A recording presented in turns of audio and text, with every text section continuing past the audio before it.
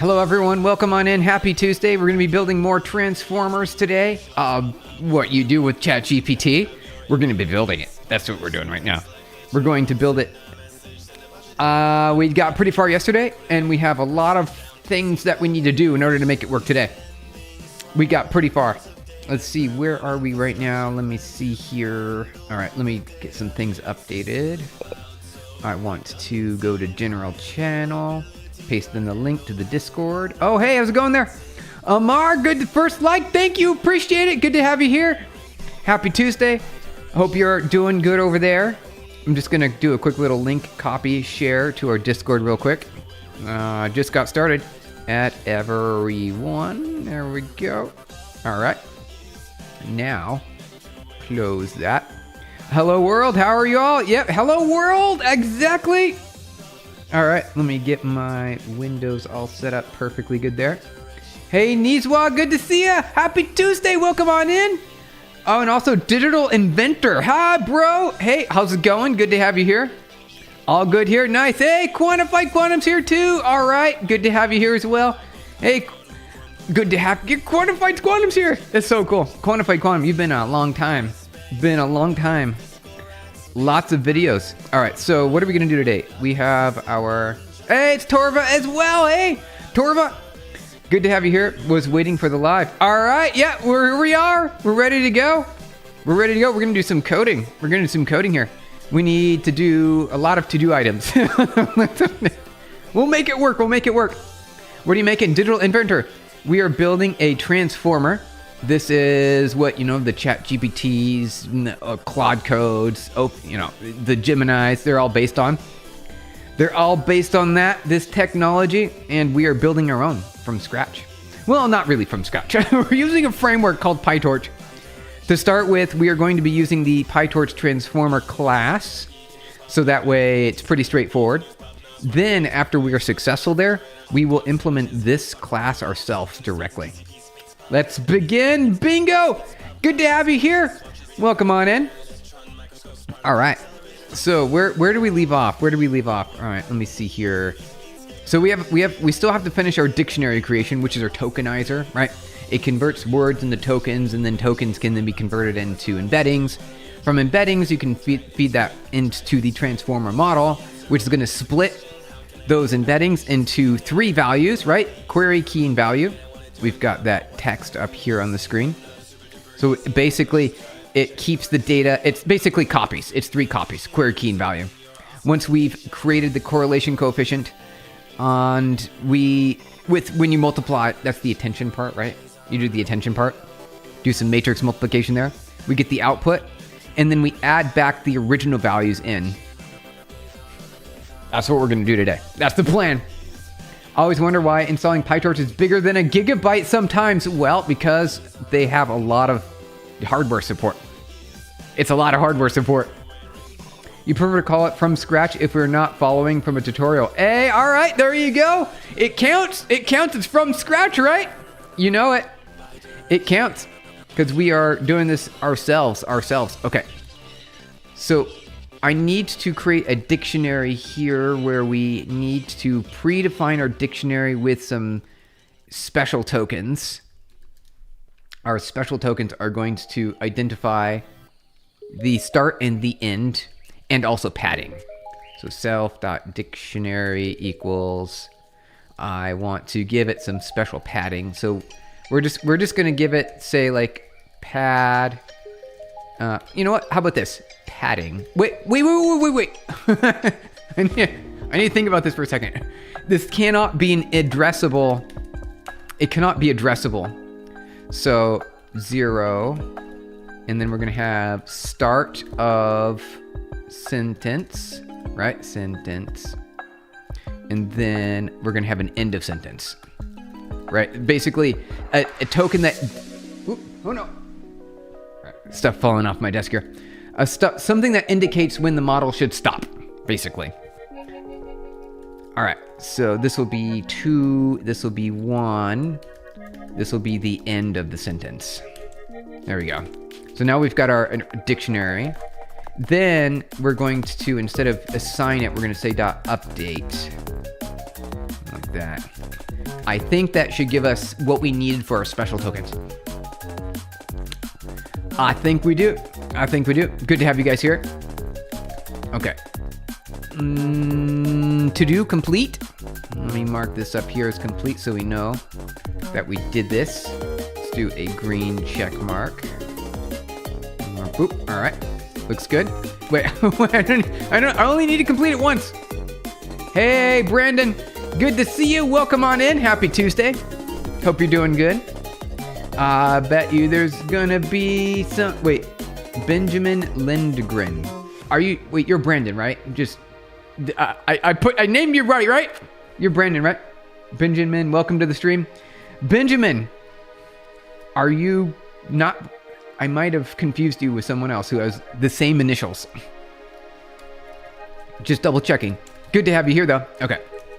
So we need to get our data set. We built the dictionary. Is it correct? Did we do it properly? So we get our starter sentence. Actually, you know what? This should be sequence. Sequence. A little bit better, right? A little bit better. Okay. And then I've added special characters around the side that they're nothing special. They're just there to prevent the tokens from being mistook for other tokens, right? That's what those are there for. All right, and then we create our dictionary right here. All right, looking good. Okay, so we also need to do positional encoding, though it's not mandatory. Does it make it better? I assume it does. I haven't tried it either way. I think it makes it better. So did we build our dictionary? I think we got a good dictionary here. So let's move this to the bottom. We need a data set. What are other to-do items that we have on here? Oh, we got to do masking. And then we need to be able to generate our training data. There we go. What else? What else do we need to do? So we got our embedding. We got our transformer. Ah, right here. Okay. So our forward is going to I need to figure out how to deal with this because there's a problem here. There's a problem. When the transformer is looking for data on this forward, it needs to get the target output, I believe. So we have to do some work there on that side. So the target, right? So we got source and target and the mask. So those are things we're missing. What are we building today?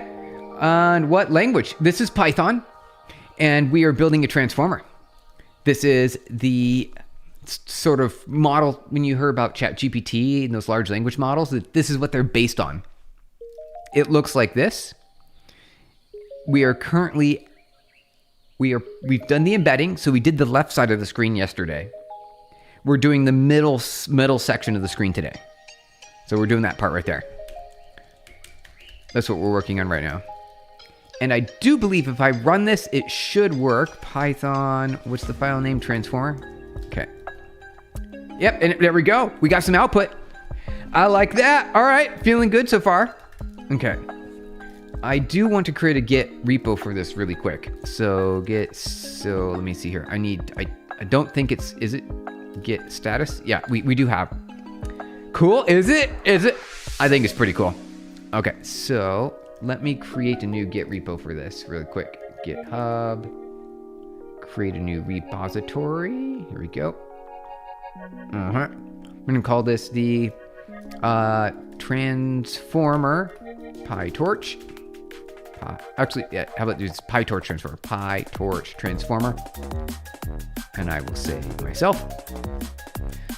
We build a transformer model live on stream, and we train it. There we go. Public repository. Then I will move this on over. Here we go. So let's see here. I want to... How do I want to do this? So I've got my origin here. So let's just add this really quick. Let's add the origin. Okay. Py.get config. All right, looks good to me. Let's see here. 1 second. Where is that? Okay, CD transformer. All right, MV. Okay. Okay. Whoa, whoa, whoa. Get status. Get add. Get status. Okay. There's our transformer file. Commit AM initial transformer. And we push to the main branch. We should be good to go. All right. Did we do it? All right. We already have the main branch, so we're good. Get branch. Yep. So this is a no op, and we just get push. We're done. There we go. All right. So now that we've got that all like solidified, just in case we whoopsie, you never know. I've done it before where I deleted a file, and if it's not in version control, it's gone forever. All right. So what do we want to do from here? All right, so I want to print out my dictionary really quick. So we just added some tokens to it. So let me print dictionary, and I need to create a new dunder method. I believe it's called reprer self. We just return dictionary, right? Print dictionary. Is that going to do the trick? Python. Let's comment those out for now. Let's see here. Doesn't Vim a file buffer that can be used to retrieve? Well, yeah, it does by default. It does by default. However, it's called the swap file, right? Usually, right? The SWP file. And after you close your terminal, it deletes, or after you close Vim. So if I :Q, right? If I close, it disappears. So that's a problem. However, if it was still open, then I could potentially recover that. But I turned those off because those swap files, I don't like it. I turned them off. Right here, right? vimrc. Right here, no swap file. I turned it off because they get in my way more often than I have recovery. So what I do instead is I just git commit very frequently. You're able to use what you learned about transformers yesterday in a conversation today with another dev, which was cool. Kyle, that's great to hear. Very nice. They're actually, like, as we're describing them or discussing the details, they're pretty straightforward, right? They're pretty straightforward for the most part. Pretty simple. Simple, easy. By transformer. Okay. So I want to print this out. Python transformer. Okay. Oh, I need a stir, not reprer. All right, reprer needs to be stir. Okay. str. There we go. Let's try that. Okay. Oh, come on. Oh, wait. Non-string. Oh, it needs to be. Okay. Hey, Epic Bloxbo.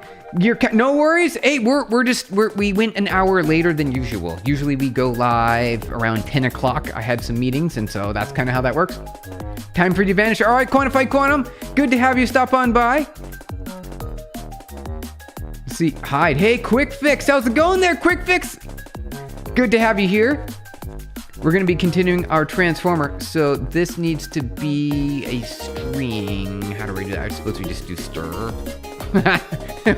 Can we do that? Wait. Let me see. Reprer, right? It's reprer. It needs to be stir though, I think. Oh no, that's perfect. We did it. All right, perfect. That's exactly what I was looking for. All right. So we got ourselves a little bit of dunder methods there. Then we've got our tokenizer and normalizer. I think we're good on the dictionary, right? I think we're good. Let's see here. Let me get rid of this syntax. Okay. How far are we in the process? Well, okay. Let's look at where we're at right now. So if we're looking at, thank you, Kyle, for sharing this diagram. We have our embedding here, which I just showed you on the screen where we've got our tokens, right? So you can see our tokens defined there on screen. And that is the process of converting your words into numbers. It doesn't stop there though. It takes your numbered words and converts them into embeddings, which is a multi-dimensional array, which I believe we drew out here somewhere, probably. Did we draw it anywhere? It looks like this. It's like an array. It's a matrix. It's a matrix, right? And each row is associated with a word, for the most part. Each row is associated with a word. However, what you can do is you can decrease the dimensionality and assign, based on the value within each of these columns, a different dimension if you wanted to decrease. Hey, Peace Lord, good to see you. Hello, hello, hello. Welcome on in. Happy Tuesday. So we are from the total part of the process. We did the embedding. We've got that done. And we've got the transformer itself, though there's a nice little bonus that comes pre-built with the PyTorch transformer. The iteration over each token is much more seamless. It's a lot more seamless. Happy Tuesday. How are you? We're doing good. We're doing fantastic. Thank you for asking. We get started a little bit an hour later than usual because of meetings, though we're good to go now. What are we building? I forgot. This is the transformer. So this is when you use ChatGPT, you've probably used that by now, right? This is the technology that drives that. So we've got ourselves a transformer. And so we're currently working on the middle part right here. Once we get that, we'll get our output, and then we'll do a cross entropy criterion, which is the loss function. And we've got an optimizer. Then we will train the model, which is going to do back propagation by creating gradients. Use Claude. Oh, nice. All right. Well, this is like Claude as well, right? Claude itself, the CLI or the desktop app, is a harness that accesses the large language model, which is this behind the scenes. It's like the brain. You can think of it like the brain. You know? All right. Good to hear. Fantastic. I like Claude too. Isn't Claude great? I use Claude. So I've got Claude right here. A little bit of Claude. There we go. Some Claude for you. Okay. So let me rerun this, make sure it looks good. All right. Let me also try doing one of the outputs on this. You know what an LLM is? I use it. Oh, Llama. Hey, nice. Quick fix. Good to hear it. What's your favorite open model? Actually, let's ask the chat. What are you using for your local model? What local LLM are you using? All right. Do we do Gemma? We do Llama. We've got Quinn.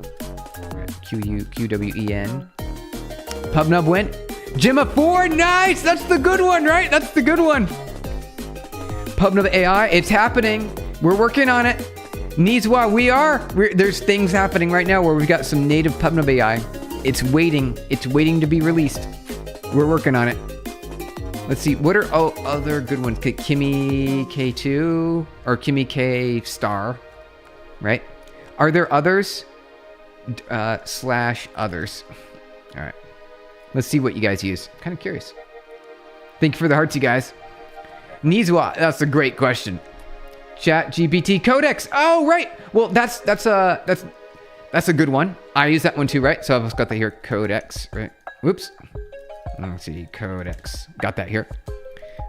Skip for now. So we get, woo. All right, there's lots of things. Continue without trusting. Okay. All right. And then we also got AGY, which is new anti-gravity. We got anti-gravity there. There you go. DeepSeek. Oh, I forgot about DeepSeek. I guess that goes under the other. It goes under the other. Chinese open source LLM is the winner. They are pretty good. Yeah, they copy everything from the state-of-the-art models. They distill it, right? They train it through distillation. Yep. You're leaving in 12. It's 20 and 30 bedtime. All right, quick. Sounds good to me. Seen the Google keynote? Yes, I did. Google I/O. I watched it. Very impressive. Omni. I've used Omni. I like Omni.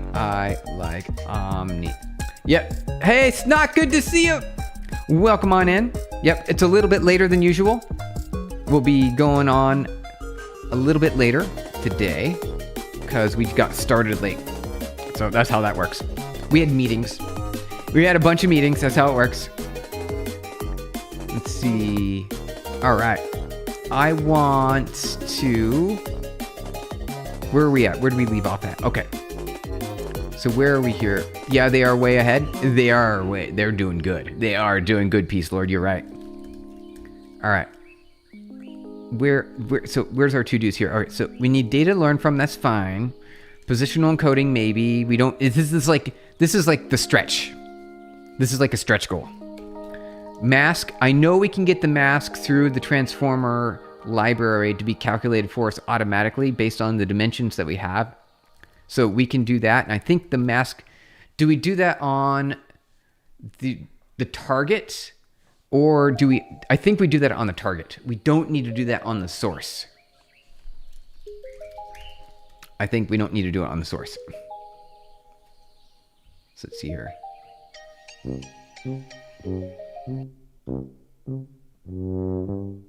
Okay.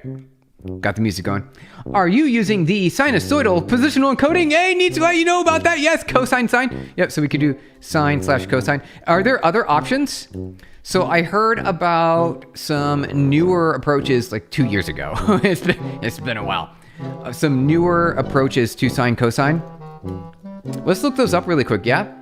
All right, so let's see, positional encoding alternatives, modern state of the art. Rotary embeddings, they're the best! Like rotary embeddings. All right, let's see. Selective rotary position embedding. Rotary position embeddings are the rope. We got the rope, you guys. All right, so we've got a nice little rope here. Dominate modern foundational models because they encode relative positions geometrically, keeping semantic embeddings pure rather than mutating them. Okay. However, here's a catch. Handling extreme context lengths and multidimensional data has sparked several state-of-the-art alternative and adaptations. Oh, so there's something better than rope? There you got something better? Clipped rope. Well, that's just a modification, right? Clipped and gated encodings. Address the limitation of infinite context dependencies by calculating attention based on word token distances rather than the absolute positional indices. Ooh. Well, I mean, that doesn't make sense to me because you need those positional references. And if you're going to compare a word and their distance between each other, that is the positional distance.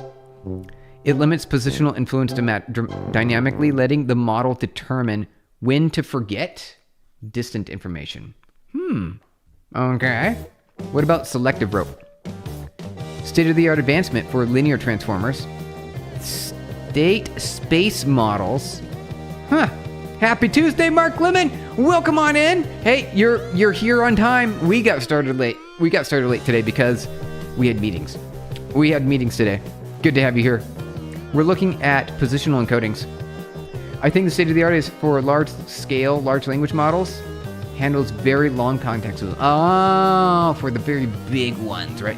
Massive context. We're going to have tiny context because we don't have a bunch of GPUs. Well, I could rent a bunch of GPUs pretty easily. I only want to focus on my local computer right now.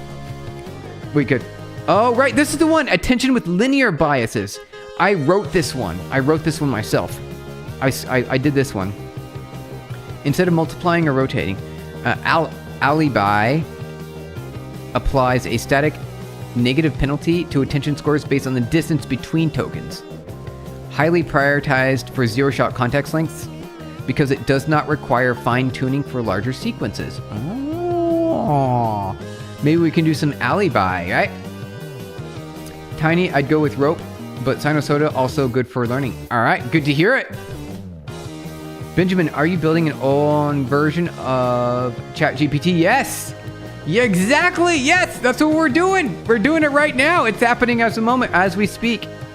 We also have tape, time-aware positional encoding, modifies attention specifically for time series, sequential recommendations, handling timestamps or irregular temporal spacing rather than discrete indexes.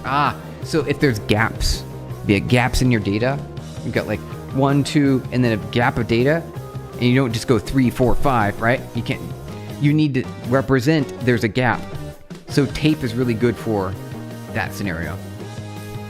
Multidimensional and modality specific encodings. Video rope.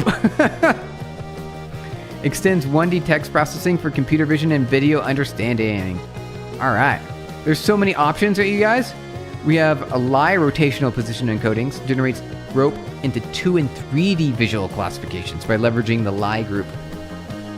Separates weights and spatial, width and height, and temporal frame index relationships independently, minimizing attention bias across multimodal sequences. Okay.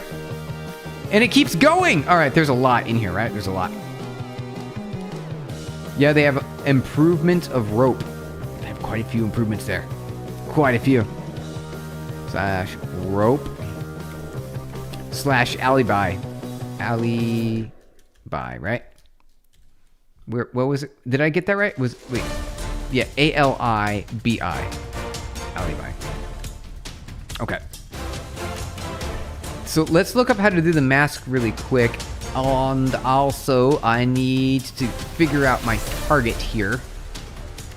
This is exactly what I want to do. I need my own infinite syntax code library. Wait, infinite. What's infinite syntax? wait.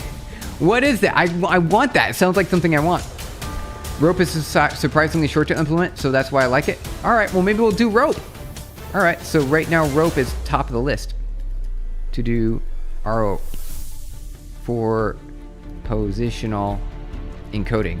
And we've got the spot to do it. We know where to do it. Encode ing. Okay, looks good to me. We would need to add that around, where is that here? In the feed forward, here we go. So right here. Wait, do we do positional encoding post embedding, right? So we do that right here. I think so, right? To do positional encoding here. Rope, yeah, exactly. We're doing some rope. Gustavo, you know it. English just as bad, sorry. Hey, Benjamin. Oh, wait. Okay, understood. What is infinite syntax? I'm still curious. We're gonna do ROPE. I've not done rope. I've done alibi and I've done sinusoidal. So those are the ones I've done. So let's do hard mode and do rope. Is this org mode? Hey, me can't spell. How's it going there? Welcome on in. Happy Tuesday. Org mode. This is programming. Is what we're doing. We're doing programming. We're making ourselves our own transformer model, which if you're familiar with ChatGPT, that's what that is. We're building our own. Wait, did you have access to attention? To the attention? We could. So right now we don't. Right now we don't because we're using it here. I think we could implement our own. There's like drop-in replacements for it. I suppose we could copy and paste it here. Where is that at? Here. Where is our... Here it is, transformer. You can do your custom encoder decoder here if you wanted to. This is what we plan to do after, though. I'm going to do it after. Okay. Pretty sure no language has to-dos built in. Is that... Oh, hey, me can't spell. Oh, is that not the case? You're right. They don't. This is just my text editor. It's called Vim, if you're familiar. And it likes to highlight the to-dos, right? Get those to-do highlights right here. Pretty to-dos there. I think you can't use rope if you don't have access to the attention, or maybe you're wrong. Oh, well, I feel like you should be able to, because if you look at the diagram here, right, our embedding, we do our positional encoding before we get to attention, right? Tokenize, embedding, and then positional encoding. Right? Yeah. So it might be able to work, yeah? Gustavo, thank you for clicking the hi button. Emacs. Oh, right, Emacs, right? Hey, check this out. Watch this. Type in Emacs. You go to Google, you type in Emacs. Oh, wait, they got rid of it. Wait, they got rid of it. Wait. Vim. Oh, okay, here we go. See what? Type in Emacs. Who says, "Did you mean Vim?" Hey, right? Emacs, right? I searched for Emacs, and Google says, "Wait, did you mean Vim? You meant Vim, right? You did. You meant Vim." Rope is compute after query and key, not before attention. Okay, got it. So we can't do rope. Oh no! Oh no! All right. Well, let's do sinusoidal. But the same happened for Vim. I did. You saw that? Yeah, I know. All right. If you click Vim, that's the trick. Yeah, that's the trick. That's the you know. You saw it. You saw it. Hey, Sergio, good to see you. Welcome on in. Happy Tuesday. We're continuing our transformer model today. And that's what we're doing. All right. So I guess we can't do rope. Let me see. Let me see if it's possible though. I still want to learn about it. See, let's go to Jiminy here. Say rope for rope function in Python. Oh wait, use PyTorch. Use PyTorch. Enter. Oh, whoa. This looks doable. We can do this. Yeah. X1, X2, cosine, minus sine, sine, cosine. Okay.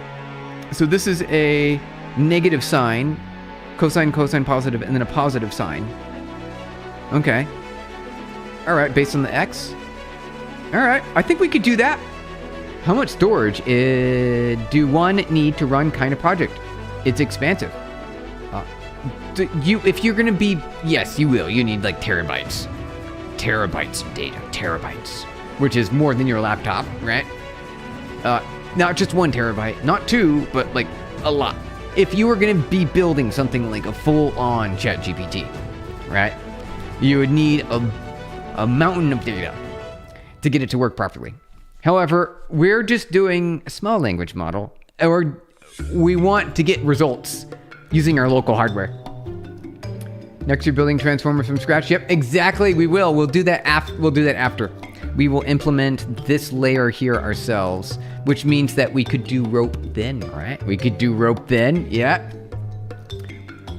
What is that? The rotary positional embeddings. How much do you manage to program while listening to music like this? Do you find it very hard? Oh, me can't spell, really? Yeah, I can code no matter what's really going on.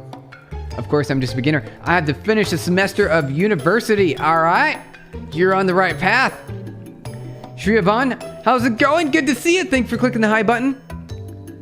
Small language model, exactly. SML, you got it. Today I was using C. Nice, MD. Good to see you. To create a Windows raw bytes, you have written most of the helper function. Now, you realize that you have passed every pointer by value and not by reference. What? Wait. Pointers. All right, so you've got a pointer. All right, that has a specific address for it. And you've got a pointer that you can point to data. So you can do by, it doesn't matter if you do by value or by reference computationally with a pointer because they're the same size, right? Typically you get like a 64-bit pointer address that's going to point to data, and the address itself is 64-bit. So it's just 64-bit, right? Is that a problem? Now I'm here after committing that broken code. All right, sounds good, MD. You wrote your own language model and recently implemented your own LoRa after watching your stream. Really? Oh, that's amazing. Hey, Nizwa, that's fantastic. That is fantastic. You guys tried learning assembly language for today? Hey, practically sleep only 4 hours. Well, Shriyavan, you know what? I think you're making a good call. I think you're making it, you're going the right direction. Just keep on pushing. Who's Laura? Hi, Profolk. How's it going there, Profolk? Good to see ya. This is great stuff, Steven. Thank you, Kyle. Appreciate it. That's very nice for you to say. I like it. All right. Sergio, nice. Yes. All right. So let's keep going here. So I want to, it looks like I could, here we go. Let's read through this really quick so I understand it. All right. So we've got our own positional embedding. La la la. register buffer, which I forgot specifically what that does. I think this just overrides the data. Okay. Embedding cosine. Do we have to do other stuff? All right, so return. What are we returning? Tensor. Okay. Apply rope. Where do we need to do that? Rotated. Okay. That looks like we could do. Wait. Nitsuwa, it looks like we could do this. You have a simplified rope code. Oh, you do? Really? Can you share it on Discord? I will use your rope code. Because we have to run a step motor using a Kale software. Oh, and that requires a little bit of assembly. So that's what's going on. Okay. All right, dimensions, which is going to give us the size of the matrice, which we're going to be using to apply to our embeddings. All right, that makes sense. There's a lot of register buffer action here. So we create 3 register buffers. Let's see, where is this? Interesting. There's a lot of shaping going on here. Electronics and computer science. Hey, very nice. ECS. Instead of doing explicit 2D matrix multiplications for every pair of numbers, which is slow in PyTorch, we use a vectorization trick. Instead of rotating adjacent pairs, we split the vector down the middle into 2 halves. The rotation isn't handled instantly across the whole tensor via addition. Okay. All right. When using this in a full transformer, you would instantiate this class once call apply rope on your query and key tensors right before computing attention. You don't apply it to values. I was wondering about that. I did this 2 years ago in a scenario where I was like, I'm pretty sure you only need to do it for query and key. Do you really need to do it for values? I was wondering about that. Share it on Discord. Thank you. All right, let's take a look here. Under link share. Ooh, thank you. Click the thank you button there. Okay. Tiny stories, tiny language models. Nice. So rope. Do we have some rope in here? Yep. Okay. Multi-headed attention, self-attention with rope positional encodings. So you've got a rope file here. So all I have to do is go look at your rope. Let me just take a look at rope and see. That would be under models. Rope. Here we go. Ah. Oh wow, that's quite a bit. So what is your sign? How do you generate that? Sequence, okay. Frequency, what's frequency? Interesting. Sri Lanka, nice. W rope, yep. Okay. Let's see. All right, this is great. Nitsuwa, thank you. Thank you very much. All right, this is TensorFlow. Great. Here, let me zoom in. It's a little bit easier to see. Rotate half, apply rope to the tensor. So does it return? It does. Okay. Q and K. It even returns Q and K. Wow. For me, since we are using the transformer itself, we only need 1. Let me see. Oh, I see what you're doing here. Oh, I see. All right, that's why. Ah, that's why we need access to the inside. Okay. A, Steven also. W, Steven also. A. Good to hear it. Thank you. Thank you so much, Shriyavan. Okay. I want... All right, this is great. All right, where are we now? All right. So we've got the embedding with the transformer. I have to do a few extra things here. We should also compute the mask, and then we've got our output. We need to get our target. The only thing is I'm not sure the forward method here when I'm creating it. passing it through the transformer to say what our targets are going to be, if we have targets or not. I'm just not sure about this process here. Training data. So we've got our model and our forward. Would it expect target data? So that's what I'm not sure about.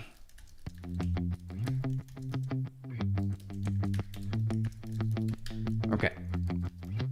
Let me take a look really quick. Okay. So I think we have to pass this in the forward as the answer. So basically this will be like question and answer. I think that sounds like a good idea, right? Do you like that one? I like this one. And then we have to encode both of them. So let's do question, norm, like this, question. So these are the actual words, right? The actual words. Then we've got our dictionary is we do torch.nn.module. Super.init. All right. Sure, Yvonne. All right. Good to hear it. All right. So I want. So we got a question answer.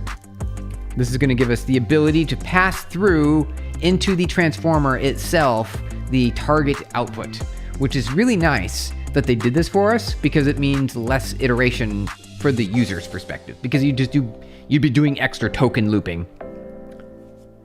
Do you work with NeoVim? Oh, I've got NeoVim here. NVim. I don't use it though.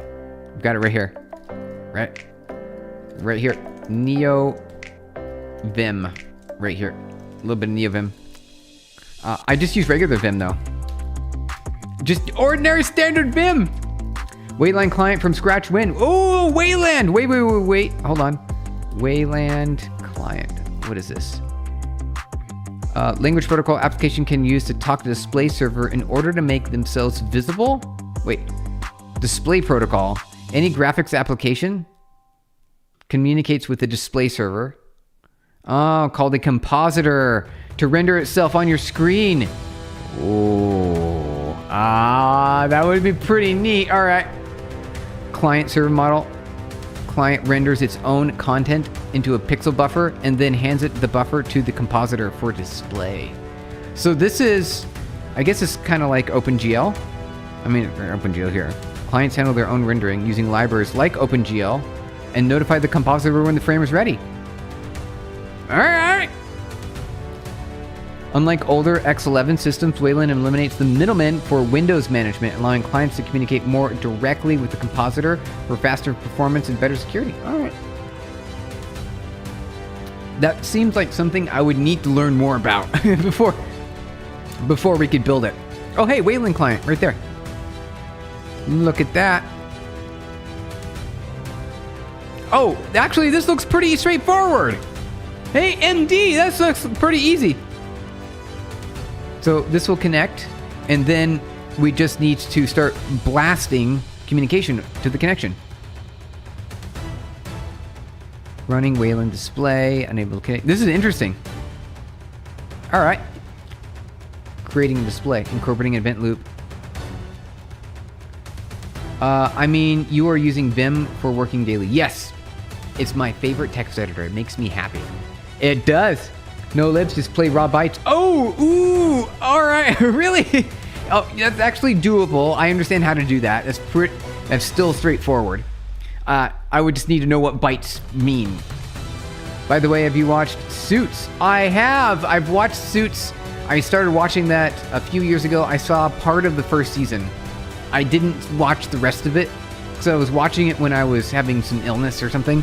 And after I got over the illness, then I didn't have an appetite to go back because I was having a bad time. So it's not the show's fault. It was just what happened to me. Your Vim reminds me of Groovebox. It is Groovebox. It is. Right here. Vim RC. You're so right. Groovebox right there. Right there. Hey, John Madden. Good to see you. The thing I keep running into is that my NeoVim install spawns a bunch of TypeScript servers for hints. Ooh, and it eats up all of your RAM. Ooh. You gotta turn that off. You gotta turn that off. So Wayline Climber from scratch live on Win. I know, right? MD, I see what you're saying there. We could do it. I know how to do it, and I know that we could make it successful. I know we could. The only thing is I would need a compositor running. We'd probably also, because I'm running on Mac, right? Uname, right? So this is my OS, and I don't know if we could use Wayland on Mac. Can we do Wayland client on Mac? Is that possible? I don't think it is, right? Running Wayland client is experimental behavior because Wayland is native to Linux. So I would need to get a Linux setup for that. You're also using Vim with Groovebox. Nice! You have the background a little transparent? Yeah, I used to do that too. And then I stopped doing it. We could do that. It's just that specifically like when I'm on stream, like if I had the, this box showing slightly the background, then it'd look a little weird, right? So for stream, it made sense to make it fully opaque. MDO, I know, we just have to set up Linux is what we'd have to do. We just set up Linux, which is not a problem. All right, so let's complete our code here. So this is a question norm, answer norm. You know what, we should just copy and paste this here. A little bit easy, there we go. Answer. Get rid of that. So we need our question tokens. There we go. This will be the question norm. We're gonna do answer tokens. Wait, yes, answer tokens, yeah. With the answer norm. Answer. Okay. So we got our Q&A here. What would be nice is if I just merge those together in a single step. I can't work without hints though. Oh, John Midden, really? Yeah, I like to do everything is custom from scratch. On the upside, NeoVim is amazing for ergonomics when doing an agentic coding. Ah, yes. I've seen some of that. It looks pretty impressive. It's easy to tear text out of one buffer and push it into another. Nice. Very nice. What's your favorite PyTorch tensor or TensorFlow? PyTorch. My favorite is PyTorch. Good question. I like PyTorch because it gives you more control. And it's basically you're dealing with a pool of numbers, and you can shape those numbers however you want. So it's really fast. So if you need to make adjustments, you can just do a reshape or change the view or whatever. It's pretty easy. PyTorch or TensorFlow. I like myself some PyTorch. Heart icon. Blasting communication to the connection is Steven's favorite thing. It is. I know you laughed at it, but we could, Kyle. Yeah, we could blast all sorts of fun instructions to the Wayland compositor. Have you heard of Triton? PyTorch plus Triton equals fused operations. Ooh. So Triton sounds like it has got some mega kernels. Got some mega kernels there. Use both Gemma and Quinn locally, but you use Quinn more. Hey, Bon Zupi, good to hear it. Thank you for letting us know. W Steven, that counts as a good thing. Is W equals win, right? I think W equals win. I'm gonna say that. Okay. So we need our question answer embedding now. Let's do this really quick. Copy and paste. Here we go. Question answer embedding. And then we're going to get our question answer tokens here. This will be answer tokens. There we go. All right. Now we've got all of our correct data. Then we've got the target. Hey, there we go. I knew we were doing something. All right. So this counts here. So this is our question embedding, and we've got our answer. There we go. Perfect. I'm going to count that as done. Under the to-do completed items. W. Yeah, got our W's. Have you seen the Rene Rabe? He does Linux kernel development work. Oh, I might have run into when I'm scrolling on the phone. I might have run into a few. Maybe.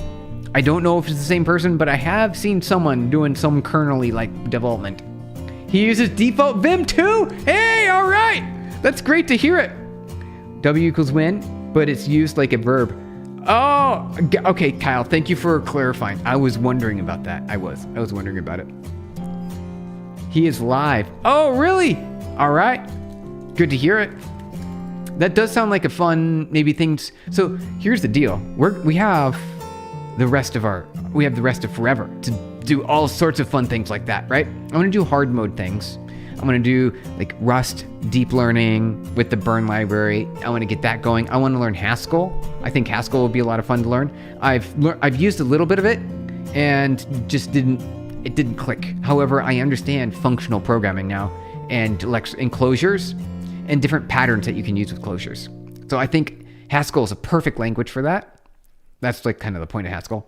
It's a very heavy functional forward heavy language. Then I want to do more assembly. I want to do some more assembly. I think it would be fun to do some AI in assembly, right? I think that would be pretty fun. Then maybe potentially some game development as well. More game dev.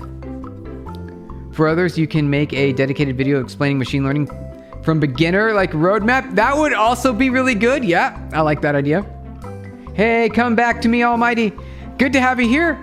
How would I start coding from without being... You don't need to worry about math because coding, there's not really a lot of math in coding. You're lucky. You're lucky. Can you say Triton? There you go. There you go. Yes, I like that. I like that idea. I want to do some more beginner machine learning stuff because I think I can describe the details. Okay. Taking in mind current IT market. Yes. We can do it. We can do it. When I want to understand something and try to use Rust for that. Uh-huh. You try to use Rust for that. And you alias? Wait, what do you mean you alias? What is that? Hey, Loons, good to see you. Welcome on in. You were revising for an exam. Hey, very nice. Always good to learn new stuff. It's getting frustrated how much abstraction there is. Yes. That's the problem with Rust. There's too much abstraction. There really is. Have you ever used Rust yourself It is a problem because Rust, while so powerful with concurrency, safety, memory safety, all the safeties built in, like type safety, of course, then it comes with extra syntax. And I want a simple version of Rust, please. How are you? I'm doing good. Good to have you here. C is perfect for understanding what's G. Going to understand. Yes. Okay. I think C is really helpful because it's a lot simpler. There's not too many abstractions. It's clean. It's easy. And it's powerful. How can I apply coding on medical science? Come back to Almighty. Coding for medical science? Well, it depends, right? It depends on what you're doing. You probably want something like scikit-learn to start with, then potentially making your way to JAX or PyTorch. Sorry. Hey, no worries. Rust. Got it. Rust. Okay. Understood. Good. MD, thank you for the clarification. Okay. So we got our sequence good. We built our dictionary. We got specialized tokens. We figured out the target. We sure did. We get our answer, question and answer. Okay. And then we've got, yep, here we go. I think this will work. I think the code we wrote might work. Can you suggest me a good book on machine learning? So someone else might, because I did all my machine learning with online materials over many years. I can do Leak Code stream. We should need small. See, Leak Code is a lot of fun because it's a game. It's a game, right? It's a game where you have to solve the puzzle. It's a puzzle game. I want to do that. I absolutely want to do that. I think that'll be a lot of fun. We'll plan for that. As soon as I've got all of my desire for absorbing the knowledge through practice of machine learning and PyTorch, maybe we'll take a break from little coding and do other kind of coding with Leak Code. Let's go. I'm in. All right. Nice. Good to hear it. Does any mod remember muting? Oh, because I got one suspension a long time ago, but I don't remember it. Oh, Loons. I think that I somewhat remember that. Okay. Python transformer. All right. So we've got a little error there. Answer. Where is he here? Question, answer, embedding. Embedding. All right. Where is our problem at? Output equals model, line 90. Let's see here. Where's our problem at? This should be good. Oh, wait. Yes. That's good. And then training data. Good. Okay. So it's got a problem here, which means it's around here somewhere. So let's just do return question tokens. Wait, no. Return question norm. Okay. So we should get... But what? Wait. Right. Okay. Here we go. Okay. Let's do this. Create an array. And here is the rest. Let's try that. Yeah? Okay. Training data 0 and 1. 0 and 1. There we go. Why do Rust syntax a little bit weird for the range? Like, oh, right, the dot. Yeah, the double dot. Equals 100 isn't it alien-like syntax? It kind of is, right? You don't have to say equal sign, though. You can just do, 0.100, right? Which would be like 0 to 100, which is 101. Or it might be 102 elements, right? So when you say 0 or 1 dot equals 100, that'll also be 101, except for it will be 1 to 101. Right. So I got that wrong. All right. So 0 dot 100 equals 0 to 99. And then if you say equals, then it inclusively has. So that's why they did that. Equals 0 to 101. Or 100 is what I meant. There we go. That's the correction there. Leak code is a little coding challenges. Yes, exactly, Loons, exactly. Why are the Rust creators doing it? I don't know. They just chose to do it that way, right? They made it. They get to choose. They can make it simple to read and understand. They could have, right? They could have. They chose not to. Which makes me sad. What I want, though, is a simple version of Rust. I feel like it's possible to just take all of the Rust primitives, still support all of the crates and the libraries that you can import, and then have your application itself be in a simple Rust. So just like a pared down version of that. I think that's possible. Okay. This should fix that. So let me go back up here and hide that for a moment. Let's see if that works. Okay. Pad all words. Wait. Hold on. Did I do that? Word list. Where's this code coming from? Think for the hundreds, you guys. Quinn Paul looks good, but all of its skills are in Chinese. Oh, are they really? Oh, so that makes it a little challenging to decipher. Only concatenate string, not list to string. Where is this a problem at? Why is that there? That's not my code. Let's see. Did I pad? Oh, this is... Oh. Whoops. This is my code. So... Oh, I know what's going... in. Maybe I don't. Hold on. So when I create my dictionary... I'm not including these words that I put. So I added new data without making it available in the dictionary. So the agent just speaks Chinese. Yeah, that makes sense. Well, it's compressed, right? Because what's great about the Chinese, like Mandarin, right? All the symbols, it's like they're just 2 bytes, right? Double byte symbols, 1, 2, which means that the words are really small. Versus most words here, right? You've got a whole bunch of characters. Typically, though, that doesn't matter because each word is going to be a token anyway. So, is there really better compression when it comes to like Chinese or Mandarin characters? I don't think so, because it's the same either way, right? This isn't practical. It isn't. Why not? How do you say ni hao in Mandarin? Ni hao. Ni hao Mandarin. Oh, all right, ni hao, there we go. Hello, yes. What is the symbol? Wait, it's 2 symbols?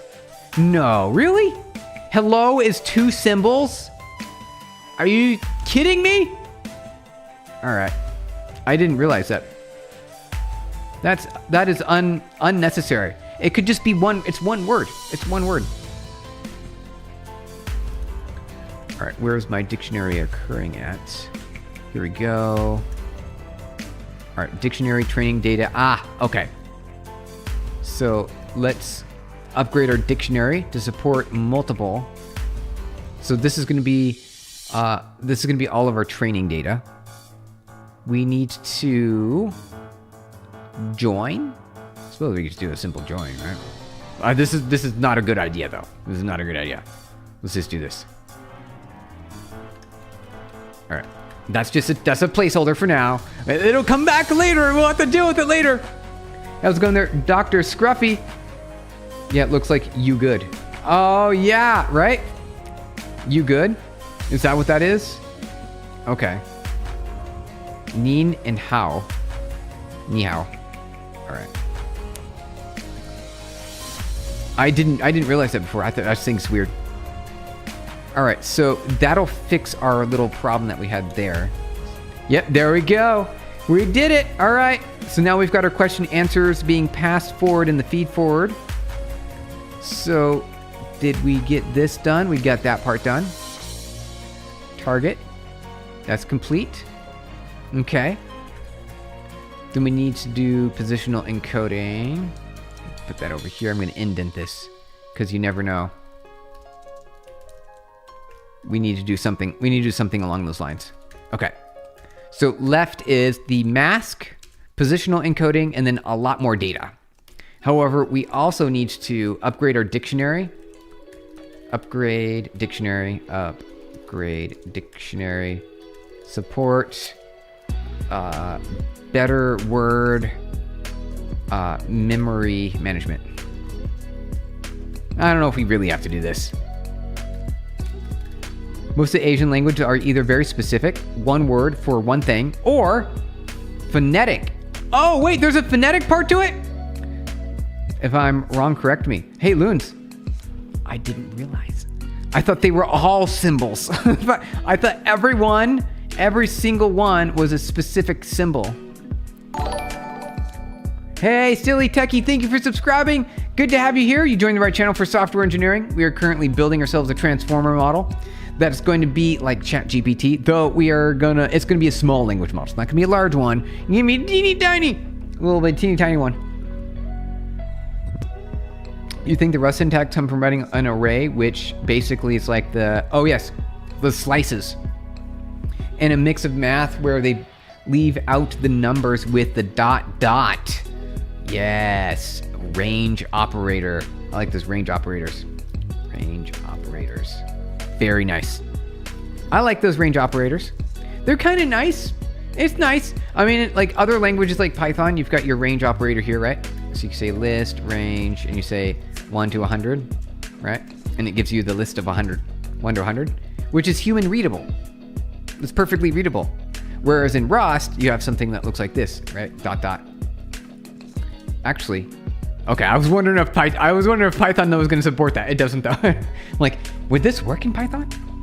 Traditional Chinese, like Mandarin, very specific one. Simplified Chinese, the phonetic one. Oh. Hey, we're learning new things today, aren't we, Loons? That's great. Okay. All right, our transformer looking good there. All right, so we did one sample. hello, this is all the data, and here is the rest. So this is the, question and answer. Yeah, all right. So if these are question answer pairs, what we could do is, if we're going to be training the model on question answer, we need to get some data. So that way we can see if the model is succeeding. Though I think this is fine for now. Let's just see what it comes up with. Let's find it. We'll try it out. Let's see. Let me make sure I've got everything I need here. I don't want to forget anything, so I'm going to copy and paste these things for now. Whoa. All right. Copy, paste. All right, so we got our dictionary tokenizer. We did do that. All right. Transformer, self-attention, and multi-heads. We basically have that good to go because it's working right now. You see it right there. We need to do the training model.train. Okay. You can use ML flow so you can compare all iterations. Oh, Peace Lord. Oh, yeah, I haven't done that. That sounds like that would be a really nice thing to use, doesn't it? I would like convenience. Do you like convenience? I like convenience. The phonetic one is context-based, mostly the same with the different intonations, having accents instead of being separate signs. Got it, okay. Good to know. Keeping things simple, you guys. Google Translate, there are both traditional and simplified. Oh, okay. So I see simplified has the same starting symbol, right? It's got that same like tree looking thing there. So it looks like both, and simplified, same shared symbol. Okay. What's this? Did we do that? We did not do that part yet. We got to take care of that. What else do we need to do here? All right, so that happens there. And we don't need this. We should have a dedicated training data generator of some sort. We need to do that. Let's add that in. Okay. A training data generator based on our input data file. So we need an input data file. It used it, you did? It's quite helpful? Nice, good to hear. You can represent it in a graph so you can visualize. You can visually compare at a glance. Use ML Flow, also learned it. Nice. I think it's the knee of the knee how. Yeah, that makes sense. Yeah, I think so too. It's the knee of the knee how. I kind of wanted it, like, if it's going to be, traditional, I feel like a hello or a greeting, it deserves its own cemented placement in the language by being just one character. However, for whatever reason, they're like, nope, we're going to make it 2 characters. I feel like that. And then, oh wait, hello to everyone. All right, 3 characters, which is, yes, they're different. This is weird. This final symbol, though, is the same. Interesting. Hello versus hello, everyone. Ni hao ma. Oh, nice. All right, ni hao ma. All right. Thank you for clicking that hello button again, Loons. All right, I want to continue onward here. Let's see. Googled it. Apparently, traditional Chinese just uses fewer strokes. Oh, really? Okay. Got it. Well, understood. Are we implementing our own tokenizer now? Yes, forcing hello. Yeah, into a single token. We sure are. We did it. Yes, we got our own tokenizer here. This is basically our dictionary. I called it a dictionary, though we could have called it like tokenizer or something like that. And we just wrote this. We tokenized right there. That's it. You see it? We built this live on stream. I like building my own so I know what's going on. I like it. I'm fine with it. I wouldn't mind using someone else's. Though in this case, I feel like it's important that I capture the specific meanings that I'm looking for. Our own token, John Madden, you got it. Don't put the how in the beginning. It immediately changes the meaning to a slur. Oh, wait, does it? Uh-oh. Cloud AI for free? Wait, where's that? Where do you get some free cloud AI? I like some free cloud AI. All right, so we got our transformer. Where do we need here? Okay, so let's grab this. So we're normalizing, we're tokenizing, we're embedding. And then we need to do a mask and positional encoding. All right, so I know there's a way to get a mask here. I just need, thank you for the hearts, you guys, appreciate it. A mask on this. Let's go to Jiminy here and say I want, oop. Oh, wait, no, let's start a new one. Okay, I want the torch transformer. Hey, Mr. Bunky Pickle, welcome on in. Happy Tuesday, good to have you here. Need your help? Why do I see some sort of monitor script error on your router log? Should I be concerned? I don't think so. I think you're fine. I think you're fine, Mr. Bumpy Pickle. That sounds scary because you're like, what is that? What is this? Power over Ethernet monitor script, right? That's what that is. Power over Ethernet, right? PoE equals power over Ethernet. So I think that should be fine. I'm pretty sure. Had to reload my chat window there for a second. Okay. In Japanese, there are 3 alphabets. Katakana, Hiragana, and Kanji. The more complicated one. All right. I forgot about that. I did hear about that many years ago, like 30 years ago now. I heard about that. And I've only ever... my favorite one is the easy to read one because it's in English.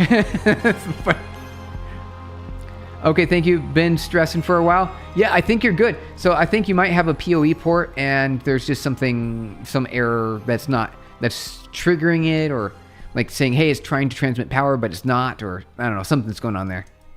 I don't think it's a problem. I think you're fine. That's pretty sure. Torch, transformer, mask. Make from tensor. There's an easy function for generate square submask. There we go. That's what I'm looking for. All right. So let's go into this in PyTorch and read this here. Here we go. There we go. This is what I'm looking for. Generate square subsequent mask. So SZZ, that's it. We only have to pass one value and only one value. You're so confused by how the major model tokenizes? I imagine there must be a lot of thought or compute behind why they split certain sections of the text into letters and syllables. Yes, there was.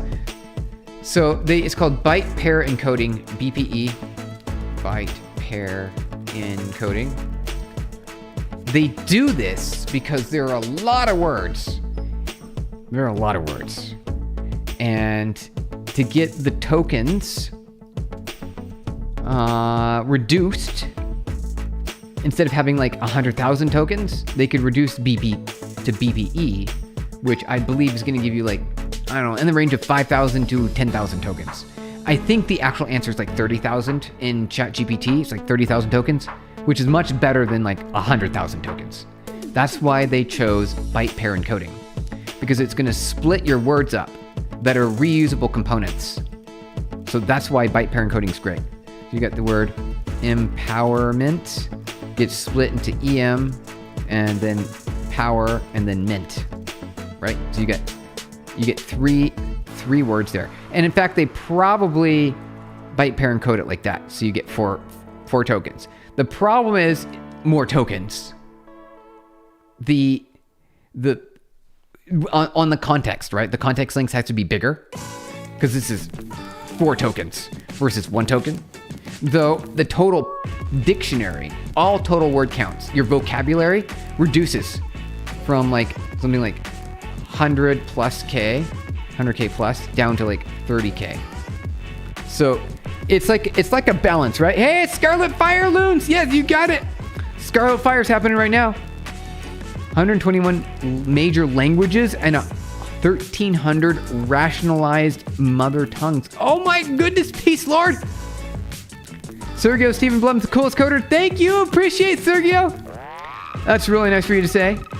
So you get a smaller language model. Yep, a smaller large language model. Exactly, John Madden. Exactly. Kanji are easier than you think.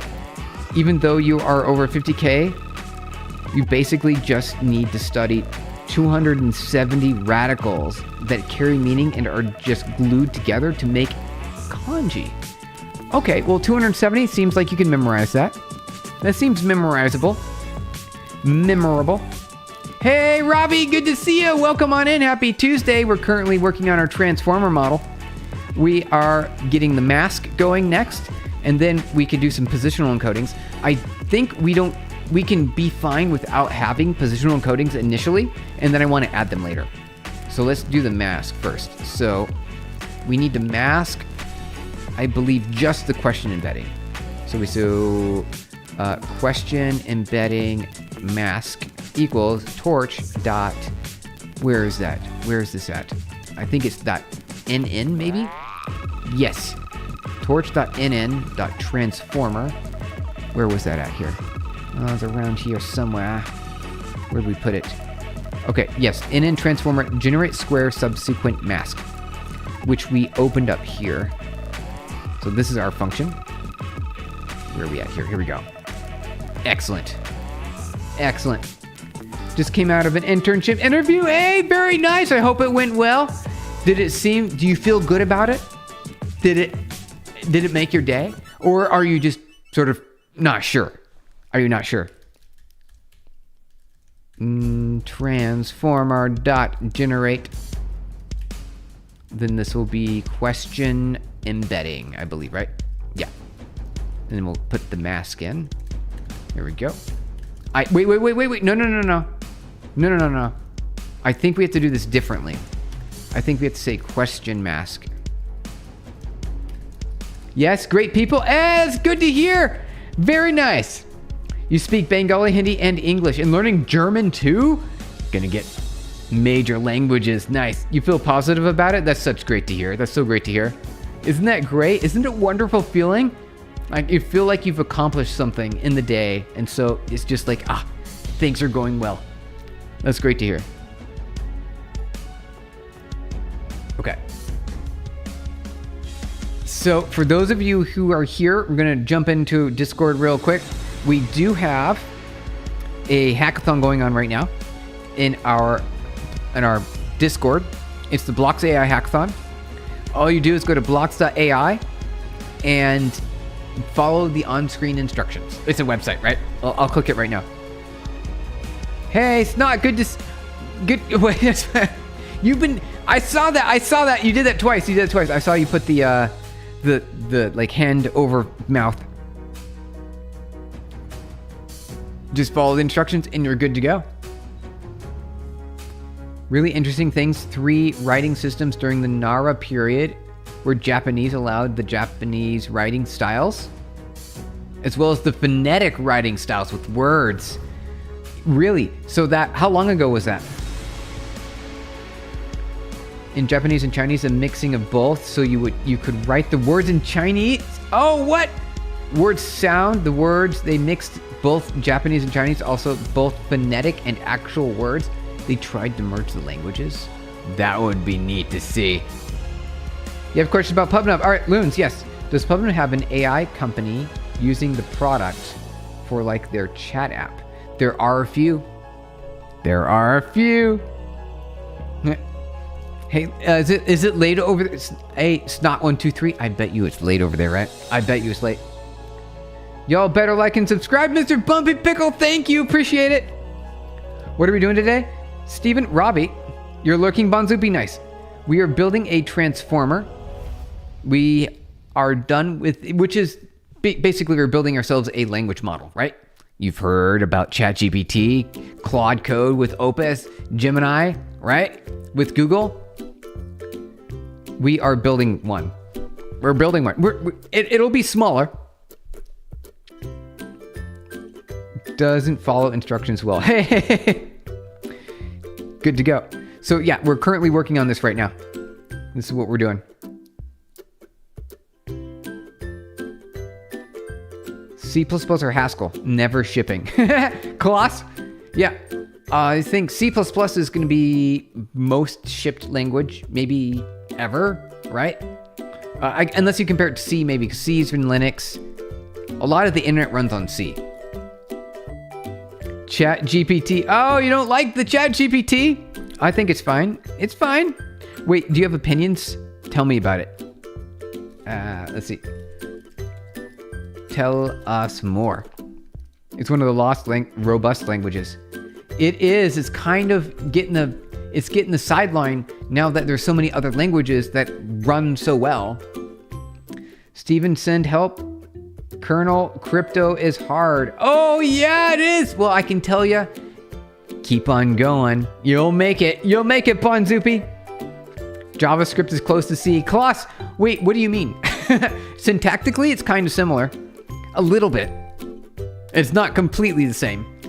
It's got curly braces, right? It's got the curly braces. Okay, so I think this is our mask, and I think our transformer needs a mask input here, right? Mask. How do we do this? Oh, in the mask, on the forward function. Okay. Transformer also target. Source mask. Okay. So we have to do this. All right. But we want it on the target mask, right? We want it on the target mask, not on the source mask. So I have to do that here. So this needs to be different. This has to be the answer mask. Answer. Okay, here we go. Answer mask. So we go TGT mask equals answer mask. I think that would do the trick right there. You wanted Quinn to do the one thing, use the included skill to make a website, and he just didn't use it. No, really? Oh, that's terrible. It's built. What do you mean it doesn't work? Yeah, sometimes those coding harnesses, they just didn't pull in the context. Oh, thank you so much for the byte pair encoding explanation. John Madden, absolutely. Yeah, isn't it? It's really straightforward. It's really straightforward. Basically, it's just splitting the words up. So that way you have fewer vocabulary, smaller vocabulary. It's a trade-off. More tokens, or do you want a bigger vocabulary? For me, for what I'm doing, I don't need to do byte pair encoding because I can keep the whole word as an entire token all on its own. How many machines it used or how much is it shipped? How many machines it used or how much is it shipped? Kloss. What? Oh, with JavaScript and C? Well, okay. Yes, you're right. Comparatively speaking, if we are going to look at the most widely run programming languages, JavaScript and C are the top. Because every computer, every phone, not only is it running C, because it's running Linux typically, or, you know, it's running a Mac OS, like a iOS with iPhone, that's running C-based systems, right? For the most part, it's C. And then JavaScript, because it's web. JavaScript on the web. So all browsers have it. Kloss, you know it. Machine learning and assembly, peace, Lord. I think we're going to do it. We're going to do it. We'll make the plan. We'll make the plan to do it.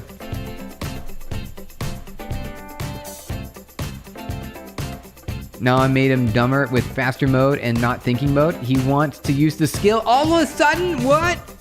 Android is JVM based, I believe. Yes.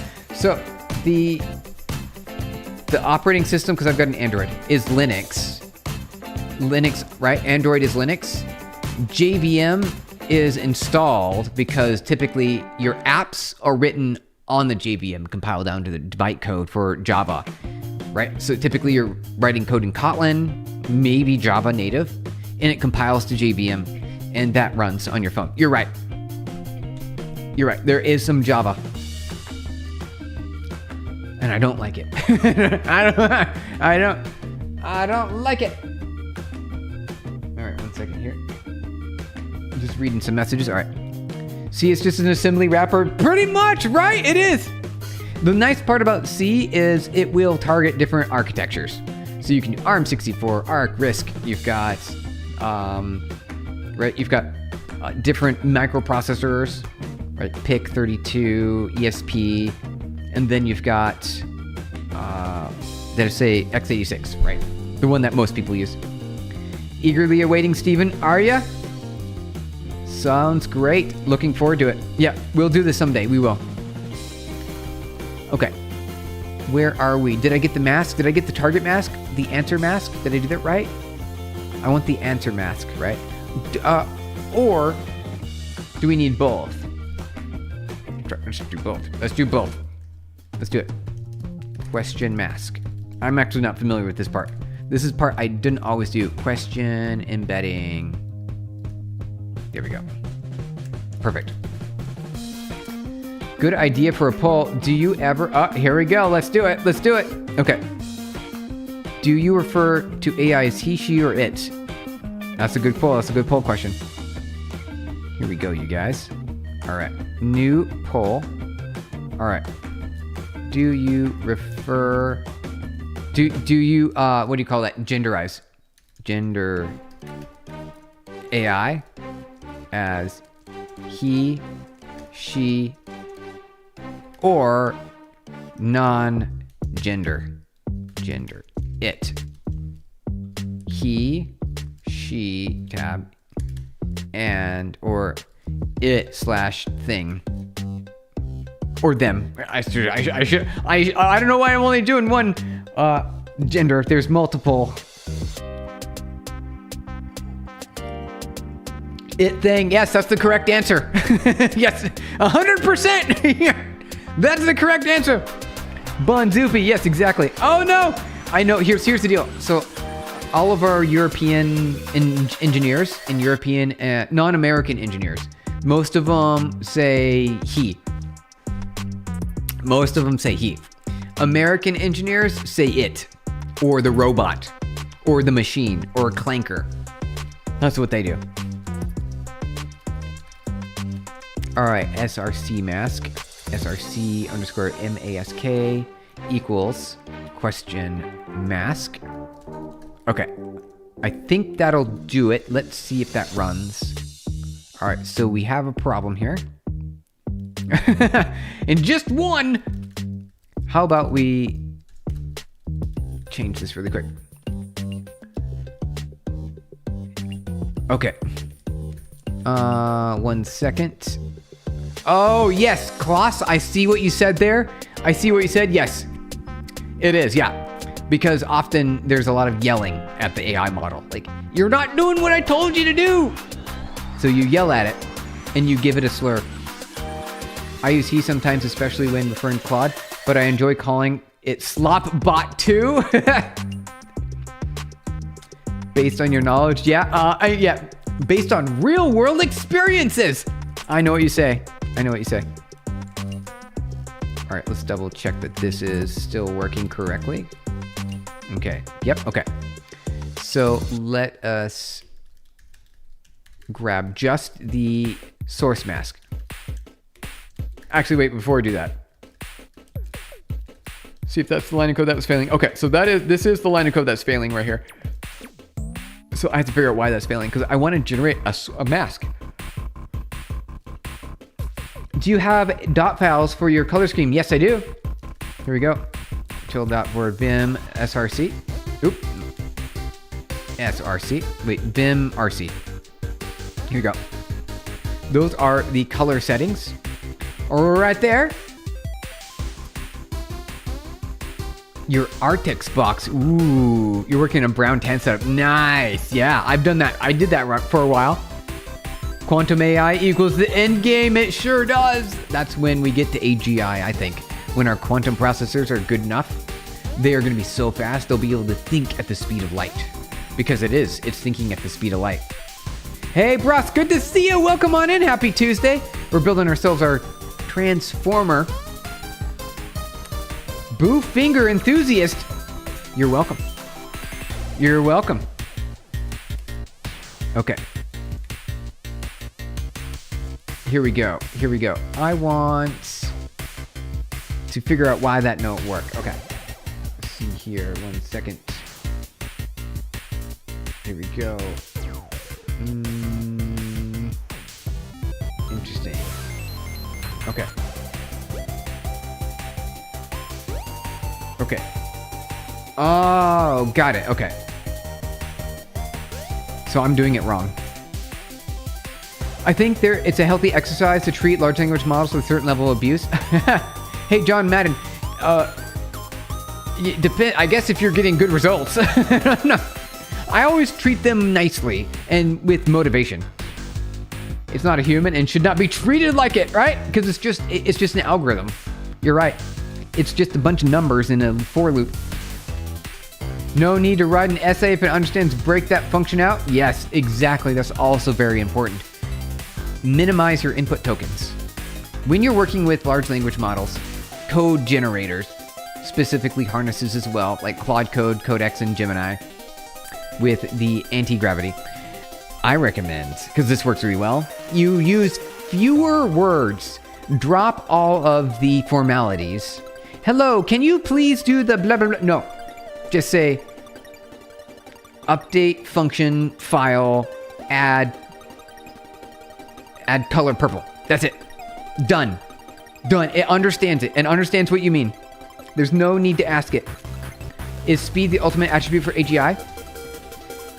I think so, because right now it's going to be able to, because right now a model is frozen in time, and when it's trained. After it's trained, it's frozen in time, so it can't really think anymore. And if we want to have a representation of human brain where you're constantly, like trillions of things are happening in your brain, we need to be able to represent that in the real world with these artificial intelligences. We can't do that right now because we don't have enough compute. So, Ali, welcome on in. Good to see you. Thank you for saying hello. Also, the amount of time effort you put into that could be better spent on different sessions. Oh, John Madden, yes. So you just write a little bit of session here, jump over to another session, a little bit more over there, jump over to another session, a little bit there. You don't need to write a giant paragraph of instructions. Keep it simple. Is it human? I heard that before. Not yet, Klaus. We're working on it though. Basically, you write prompt as code in English. Yeah, that's what I do. Do you do that? That's what I do. Hold on 1 second. I need help with a thing. Python, torch, import torch. And I say torch.tensor. 1, 2. And we'll do multi-dimensional tensor here. Okay. Dot size. I think, is that it? Like this. And then we say function. Can I specify the number, the dimension? There we go. Okay. So this tells me how big I need to make my, so this has to be a dot size 1 for it to work, right? Is that right, you guys? Hey, JBro007, welcome on in. Good to have you here. Thank you for saying hi. Your brain's fried. Pseudocode in English. Oh, got it. English. Yeah, I figured that's what you meant. Speed's not just about tokens per second because it scales with compute. You can throw a faster computer at the largest models, but efficiency is also a factor too. John Madden, yes. So there's all these attributes and all these considerations around these models that we need to take and improve it. We need faster hardware, faster algorithms, different strategies and approaches.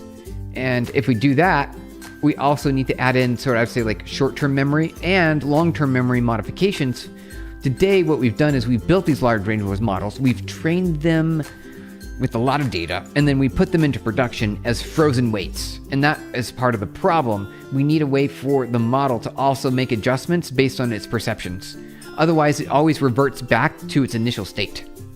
And I believe we cannot get AGI until we have some sort of mutation during inference. That's it. Right there. That's it. It's what we need. Mutation during inference. Bro, Steven, my dog. Hey, the infamous. Good to see ya. Love how I always come across your lives. Hey, that's great to hear. Yeah, we're building ourselves a transformer today. We're building a language model. Yeah, a language model. I think I just fixed the thing that we had a problem with earlier. Let's see if that fixed it. Let me run it. Code here. Nah, something else happened. We got another problem. Oh, wait. The problem is oh, wait, no, we did fix it. Wait, there we go. Okay, good. We're doing good now. You're a transformer. Hey, all right. Hey, how's it going there, Dev from 2005? Hey, how's it going? What's up? Good to have you here. We're building ourselves a transformer, a large language model. Second Android app release to production. Bro, thanks to AI. Good job. Keep on pumping out those apps. Make it happen. Quinn Desktop lets you clone your voice, and training process consists of saying sentences. Ooh, and then the text is needed to read contained slurs. Oh, wait. I don't know about that part. I haven't heard about that. Nice breakdown, Sergio. Thank you. That's great to hear. Hey, Song 1865, how's it going? It's a pleasure to join the stream. Good to have you here. AI is an it. Yes, agreed. Agreed, it's an it. But scrapers, transformer models, what don't we do in here? Yeah, exactly. We're going to do everything. We're going to do all the hard stuff. We are. That's the plan. We've got the plan for the futures, you guys. We got the plans for the futures. All right, so answer.size 1. And then we've got our output. I believe this is the one we want, right? Yeah, there we go. All right. Did we get it? It's an it. It is, Robbie. It's an it. Yep. Oh, we got a problem. Okay. That seems like a problem. All right. We'll figure it out. Can you teach us kernel crypto, please? Kernel crypto? I can teach you consensus algorithms. Like the Bitcoin one, right? We could do that one. That's a good one. What is the kernel part of it? Is the kernel part of the consensus? I actually don't know. That is either good or bad. When I recently seen more and more of that apps and websites are just less and less refined. They have like small lags in monitoring. Yes. Because it's so easy to generate this code now. And so we're creating these really inefficient systems. Kernel crypto. All right, the infamous, like what is the kernel part? Is it just weird thinking that AI is a person? It is just weird. It is, right? It is, Robbie. Because it's just a machine that goes in a loop. The cryptographic. Oh. Bunzupi. Now it makes sense. Okay. Yes. Okay. So you're talking about just cryptography. AI is Cody. Oh, right. JPro. I remember when it was Cody for a while, right? It was. The subsystems that depend on it. Bunzupi. Got it. All right. Now it makes sense. So you're talking about the algorithms themselves that represent signatures in cryptography. System that I've been banging your head on against for 3 weeks. Ah, yes, okay. There's a lot to that. There's a lot to it. Okay. And where is my problem here? Something with... I generated the mask. Hold on. Return question mask. Question mask. Hold on a second. Question mask. There we go. Let's try that. Okay. Oh! That seems like that should work. It seems like it should work to me.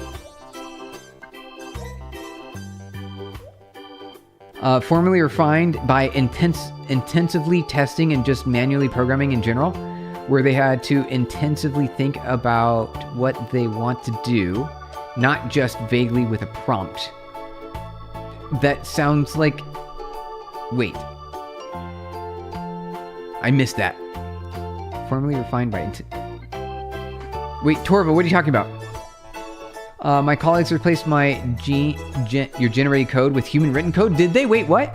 Maybe assisted by ChatGPT code, and it broke on launch today. Oh, wait, you told them not to go for the approach, and they went for it? They just edited the AI code by hand? Why'd they do that, John Madden? I think we have brain damage now. I'm feeling like a little bit. Remember the good old days when I was saying, I remember the good old days, you guys, the good old days. So this looks like a perfectly fine mask to me, right? So why no like? Here, how about we do just the target mask and we get rid of the question mask. Let's try that. Okay, so that's a problem. Let's do it the other way around.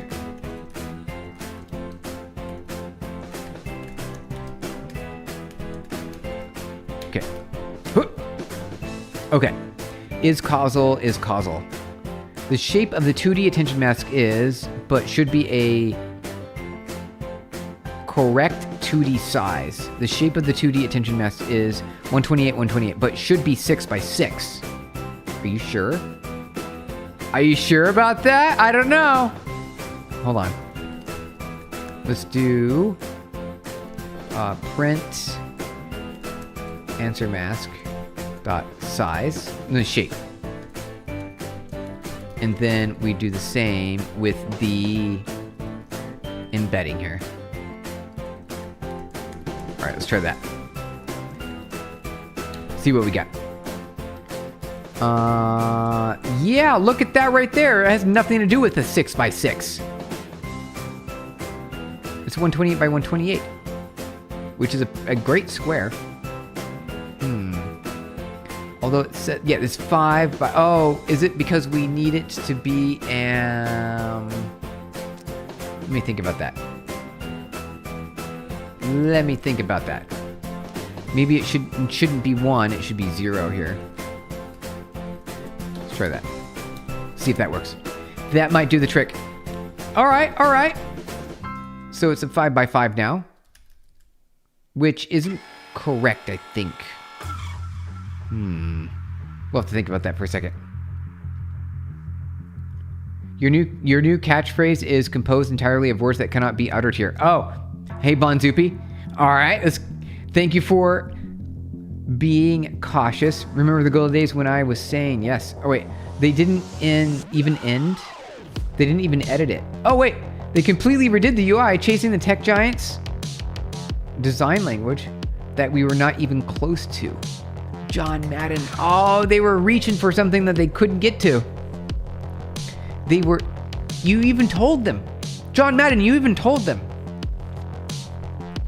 Like the errors and stuff before AI coders had to intensely plan. Oh, and think about the features in design, how they were just prompting an AI and launching it. Now, the prompts are a lot easier to deal with. Yes, just play with some prompts to refine it in 2 to 3 days. Now you don't even have to do that anymore. You just do really small, tiny, quick, direct prompts, and it's able to achieve its objective in a few minutes. The multi-day prompts are not necessary anymore. Oh, Bonzupi, yeah. We do, yep. I see what you said there. Instead of the months it used to take. Oh, got it, okay. Yeah, I know what you're describing. So I do remember many years, like 2-3 years ago, you had to construct very large descriptions about how something was to be accomplished and be very specific about it. It's like a genie making a wish, and the genie would grant your wish, but with a whole bunch of extra side effects that you didn't want to have to deal with. Now, the good news is you don't need to worry about that so much because everything's faster, more direct, and has been fine-tuned with reinforcement learning to better fulfill a task. Yeah, and the AI refines leads to somewhat glitchy websites instead of the manual refinement of code. Oh, these AIs, you guys. We're still trying to get them good. People are absolutely able to write very poor and unplanned code without the help of AI. Yeah, it's been happening for decades. Wait, more than decades. Actually, no, decades counts. People need to learn how to use AI to write tests that create hard constraints that prevent regression. That's a good way to do it. Yes. Top 1% engineer. Hey, how's it going? Congratulations on moving forward. What should I focus on learning? Wait, have you, since you're graduating, did you say AI? I would say like AI machine learning. Do you want to do that? That's what we're doing right now. Let's see. We need to figure out how to get my mask working. Let's see here. Is my mask gonna work? It worked. It worked. Hey, it worked. All right, that works for me. Oh, perfect. All right, good. It only took a little bit, just a smidgen. All right, here we go. Let's do this one. Let's hide that. And we say return out, which we already have here.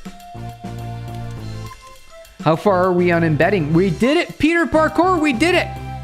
We got our embedding. Although we didn't do the positional coding yet, because I don't think we need it yet. Though I will be adding it. I just wanted to do the mask. So I think I got the mask correctly. Yes, there we go. That's it. We got it, you guys. We got it. Mask defined. Okay. So each of these is a word. Yeah, each of these giant arrays that you see here is a word. Cool. Okay. Cool. All right. Oh, yeah. Before I started on this kernel project, I made an AI write a massive user space test harness for full correctness and vulnerability probes. Nice. Yes, that's actually really worthwhile because that's going to allow the AI to fulfill your objective and maintain its constraints without exiting and doing some random things to the side. They get a result fast a week. You can pump out a website, but back in the day, you had to actively look for how to design stuff effectively. It was a lot more work back then. And now we've got AIs that just make it so easy.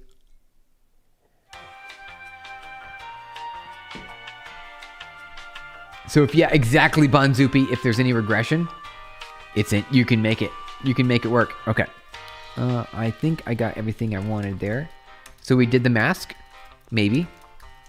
There we go. Mask complete. Linear output for target size token. Yeah, we didn't even get the output working yet. So we need it to be tokens. How do we... I need to think about that for a second. Hey, how's it going there? Faux Comp, thank you for clicking the hi button. Welcome on in. Happy Tuesday. Good to have you here. Okay. I'm scarred by the prospect of using AI in low level like that. Super impressed by the harnesses. Wait, that Bonzupi wrote? Ooh, Bonzupi. Wait, you wrote some harnesses, Bonzupi? Did I miss that? Wait, really? I feel like that is impressive.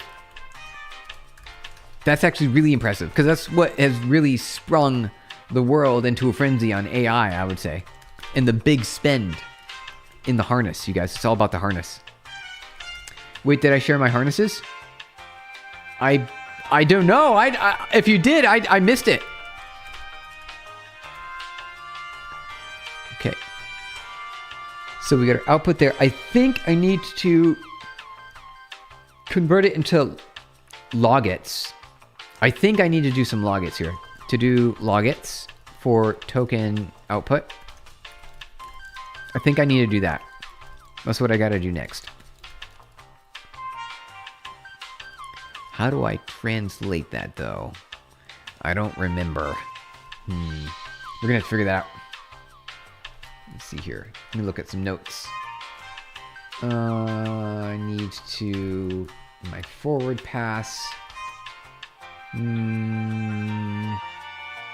Okay. I'm pretty sure I need to...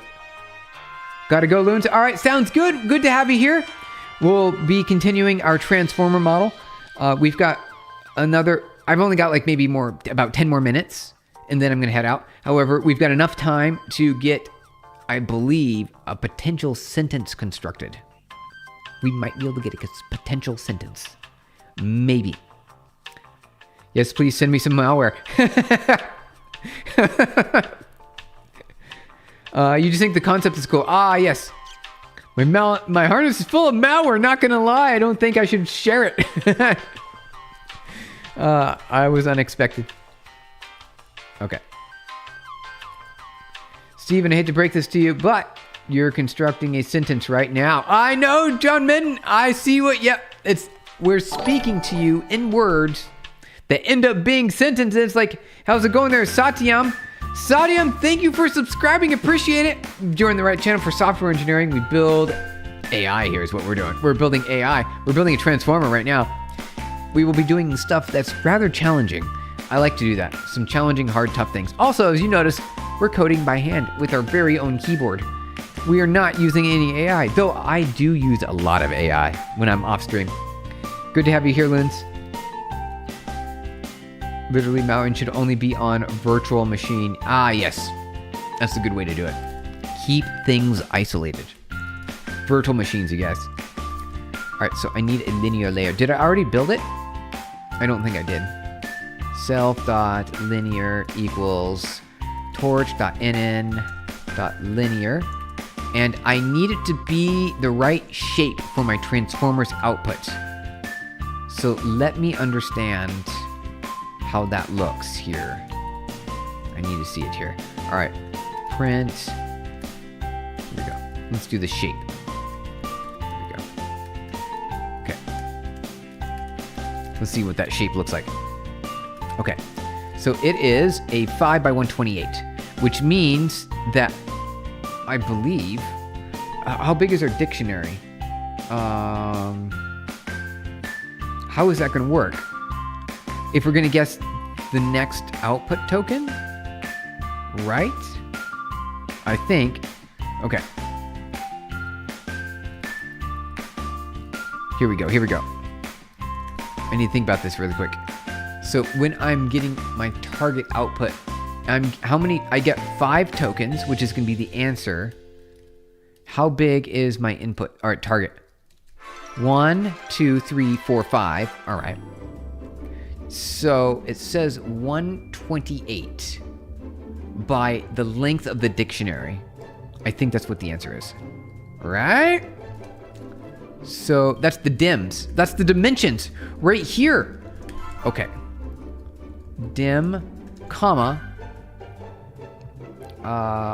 length of dictionary. Let's do that. All right, let's try that. And then we say out equals self.linear out. There we go. Okay. That should be it. I think we're good here. All right. Dimmed, yes, okay. There we go. Hey, there we go. Now we've got our logits. Look at that. We got our logit probabilities. We can convert these into words now. Oh, we can convert these into words. How do we want to do that? I suppose we just do argmax, yeah? All right, so let's do output argmax. Torch.argmax. I think, right? Let's see. Oh wait, no, comma. Let's see, I need to do comma dim equals 1. Yes, there we go. So it thinks the answer is 33533. That's funny. So if we get the dictionary, it says all is all. That's what it answered with. All is all. I love that. Okay. So we got our argmax. And then how do we want to do it? Oh, should we, when we're running this through our optimizer, do we want to give it the argmax when we're calculating the loss? I don't remember. So we need our criterion, and then we need our targets. If we have our target is going to be, I guess it depends on how we want to do this. I guess I'll have to think about that for a bit. That might be something that we do tomorrow. Okay. So let me convert the words into a sentence so that way we can see what's happening. Because that's like the one last thing that we got to do today. YouTube censors you for saying the name of the diet that contains the substring all. Wait, did it? Did it? Yeah, sometimes it does. So I don't see, sometimes it doesn't show up. Right? So I only see your message here. Okay. Let me grab this window over real quick. All right, let's convert those into words. I believe we can do that potentially with our dictionary. Maybe we could do a dictionary comprehension. So how do we want to do that? We say dot item. Can we do that? Is that going to do it? No. Dot items? No, probably not dot items.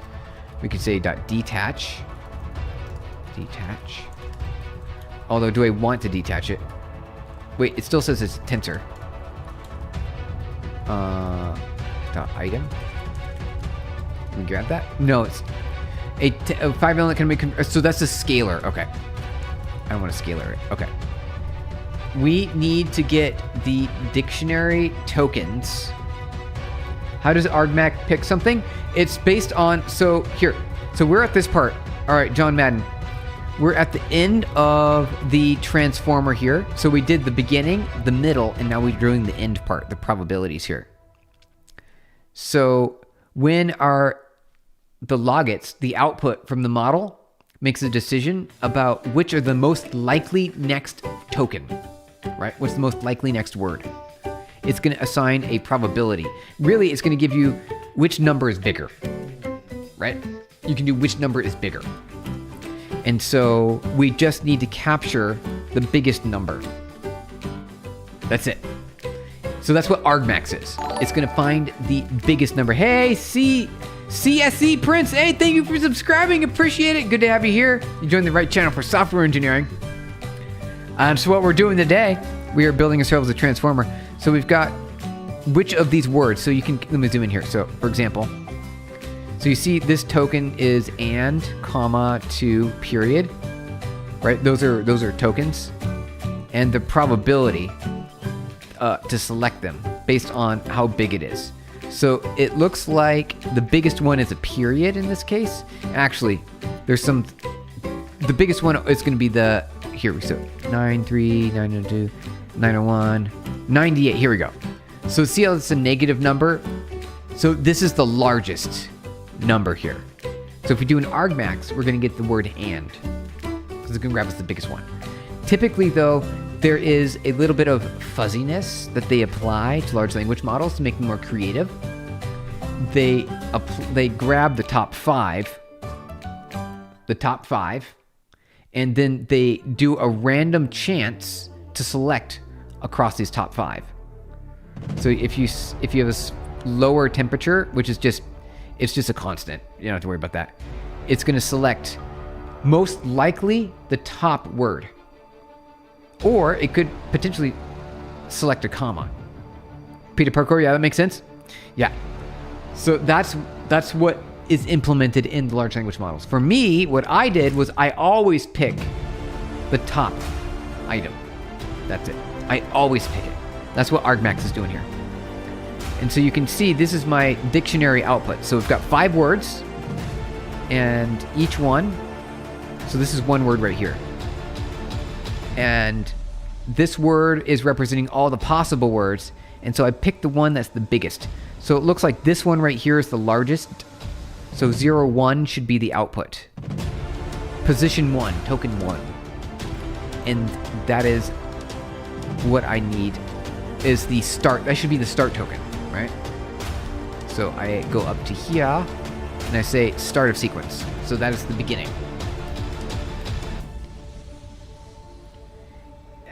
Majoring in computer science. Do you major in all as well? Yeah, we sure did, Ali. Yes, we sure did. And if you did, how long after 4 years did you get your career? I've been doing this for many years, post-college now, many years. So almost about, we're hitting 25 years. All right, let's give you a quick answer. Here we go. So those of you new here, I am Stephen Blum, CTO at PubNub. We are a communications API that allows you to build in-app experiences for communication. You look at the top 10 apps in the App Store today, they all have built-in app communication where you can send data and receive data across devices for things like telemedicine, where you need to talk to a doctor. Or if you're ordering food with on-demand delivery, you see the car moving towards you. That's my technology. You also do multiplayer games where you play with other people in an arena. That's my technology as well. There's also chat, like what you're doing here on YouTube right now. You've got some chat going on. How many years of work as needed for this? For Ali, I guess it depends on what you're trying to accomplish, right? At Ali, what is your goal? What is your goal? J-Bro, OMG! Okay. I know, right? It's crazy.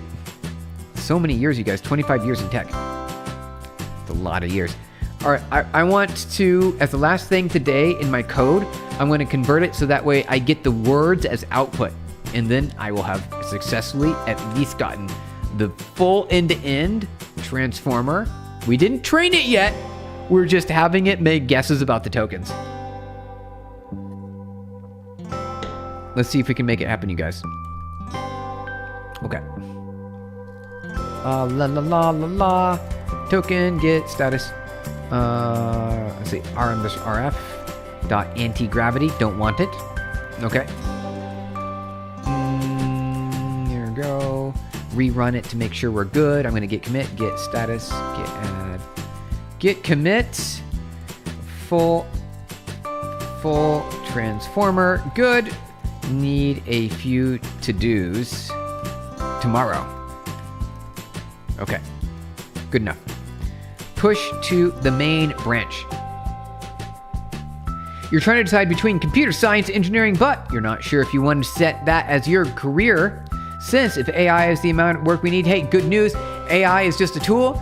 It is a tool that you use on computer to generate code, right? Or generate images. Think of like Photoshop. We've always had Photoshop. It made it easier to build photos and digital artwork, right? Now we have AI, which is just the next level of tooling.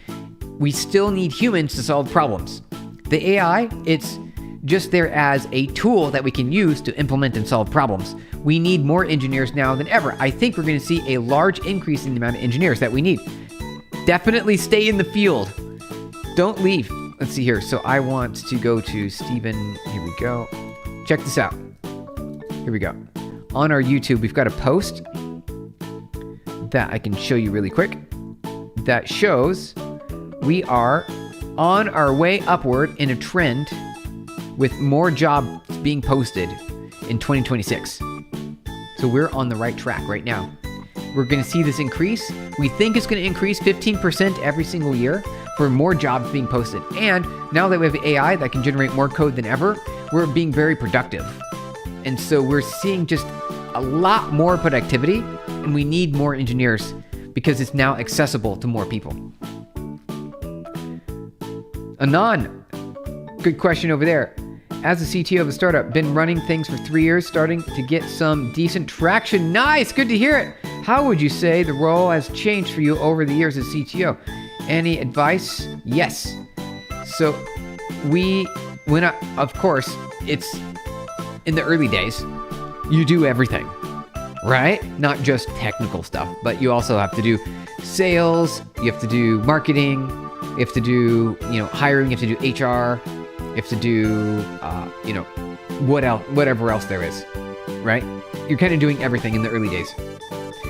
How it's changed is now, in the later years, we have a team of engineers that manage and maintain and own the product going forward.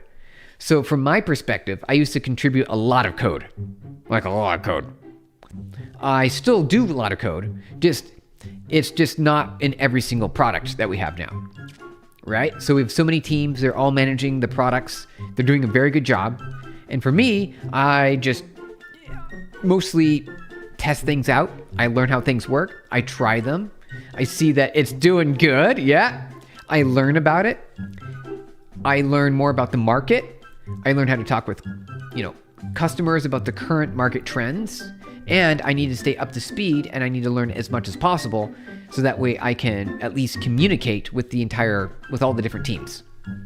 So it's a lot more communication is the answer. Thank you for the info. I'm going to check your channel right now. Hey, sounds good, Ellie. Appreciate it. All right, let's get our dictionary going here. Great stuff. Hey, Peter Parkour, thank you. Okay. Got our words. All right, so tokens equals torch.argmax. And then I need to iterate over those and generate a token. So let's do, for token in tokens, let's go print, let's see, words equals array. I've got a better idea. Here we go. Words equals token. Much better. We'll do list comprehension. Okay, list comprehension. Here we go. Print words dot join. Wait, space join. There we go. There we go. We're almost there, you guys. We're almost there.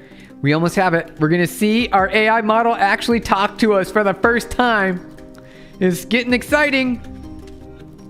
Thanks for the response. You're welcome, Anon. Good to have you here. It's getting exciting, you guys. Right here, it's about to happen.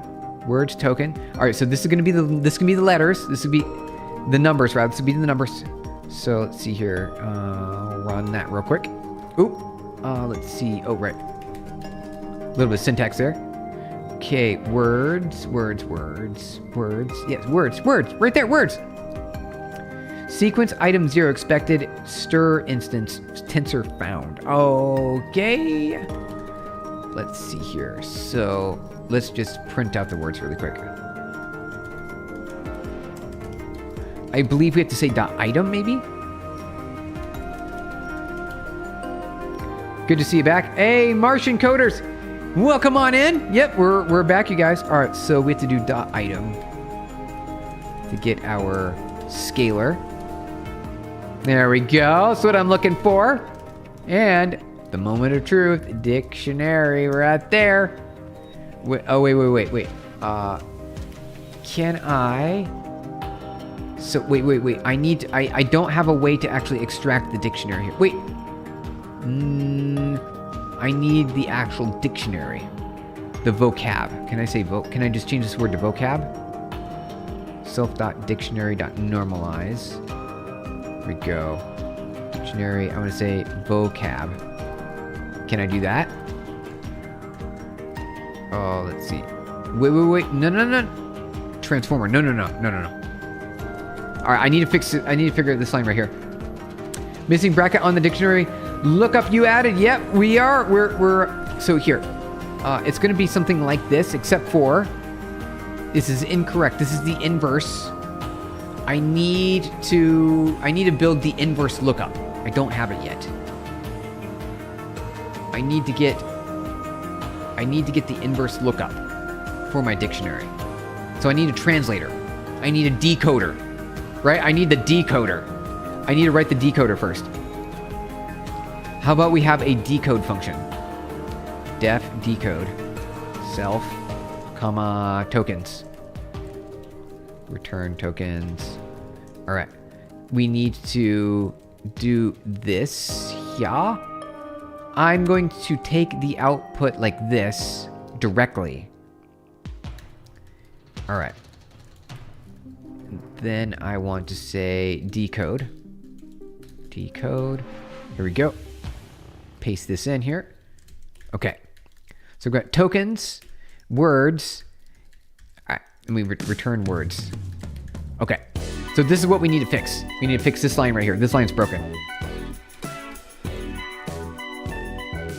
Think of AI as an extra layer of abstraction for translating human-readable language into machine code. Bonzupi, you're talking the truth now.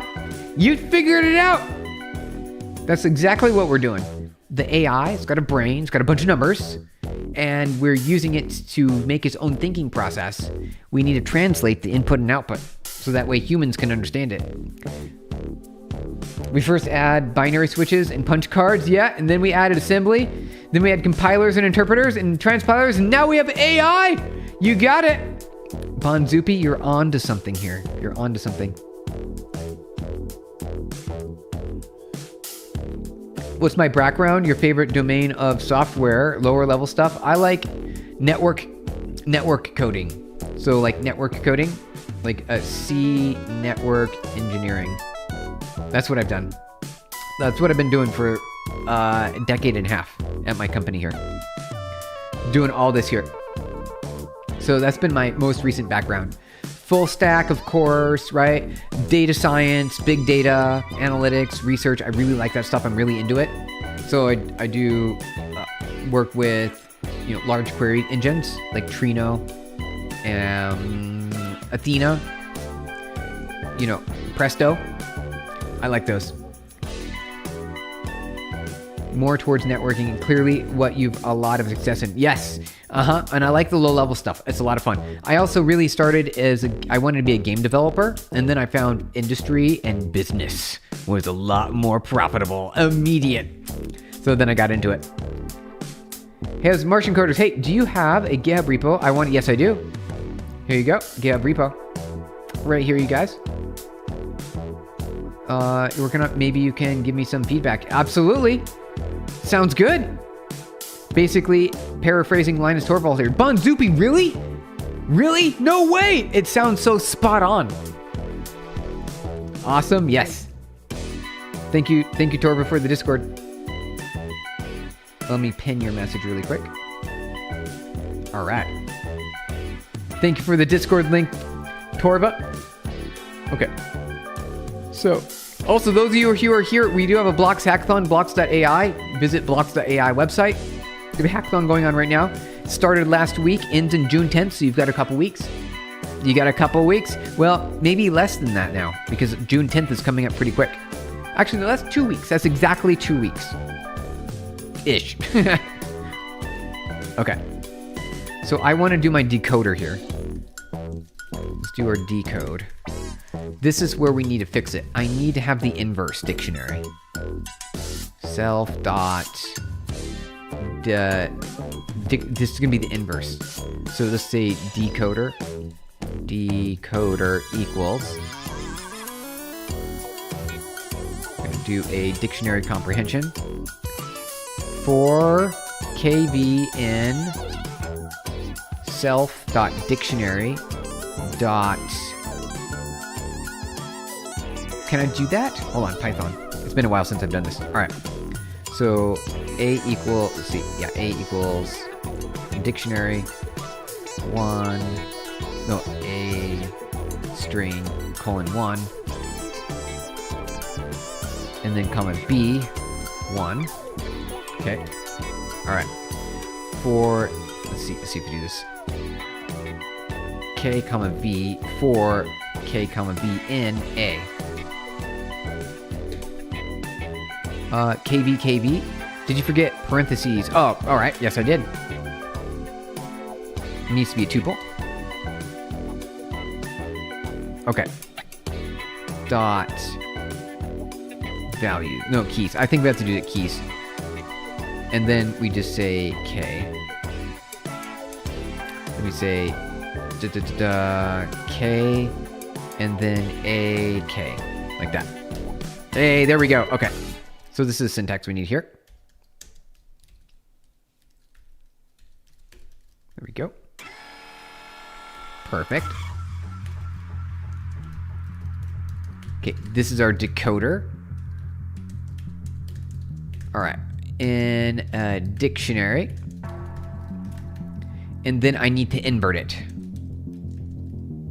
Yeah, here we go. Inverted. Perfect. So our decoder is really easy. Perfect. Decoder. Now I can use the decoder, self.decoder here. Perfect. All right. I think we did it. I think we did it, you guys. This might be it. This might be it. Is our AI going to talk to us now? Is it actually going to speak to us?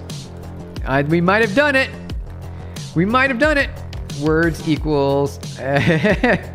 Really respect you answering chat actively. You're welcome. Thank you for the party poppers, you guys. You're celebrating early. We don't know if it's going to work yet or not. It might. We'll definitely follow along. Sounds good. Appreciate it, Anon. Great to hear you. All right, you guys, moment of truth. Here we go. So I need my dictionary.decode, and I need my output.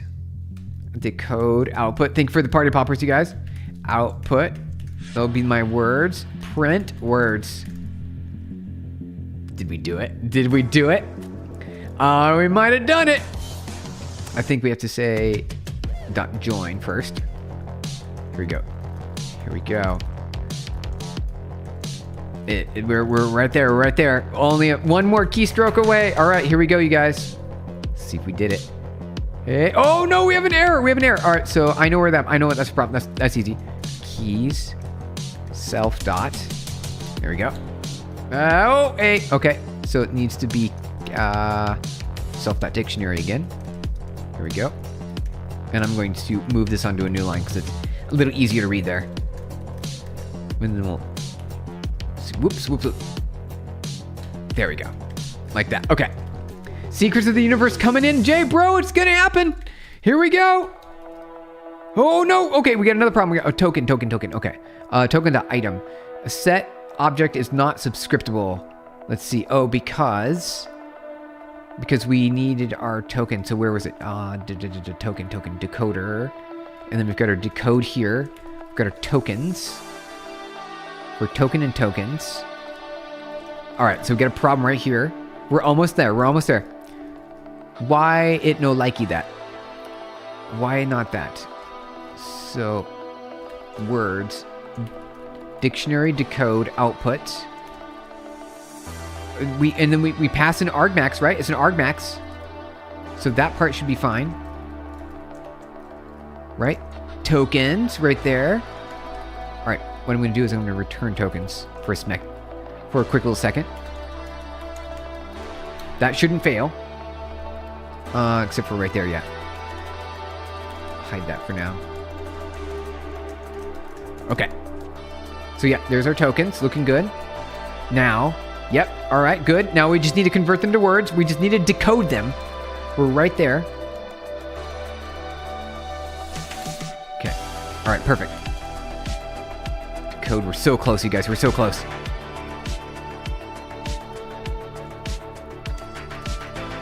So why is this not working right here? Let's see here. We'll have to split it up into pieces. Token.item set object is not subscriptable because it's why though? Why? It's right here. It was right here. Is it still a tensor? It's still a tensor. Well, it's not supposed to be a tensor when it's here, though, right? So where's our decoder?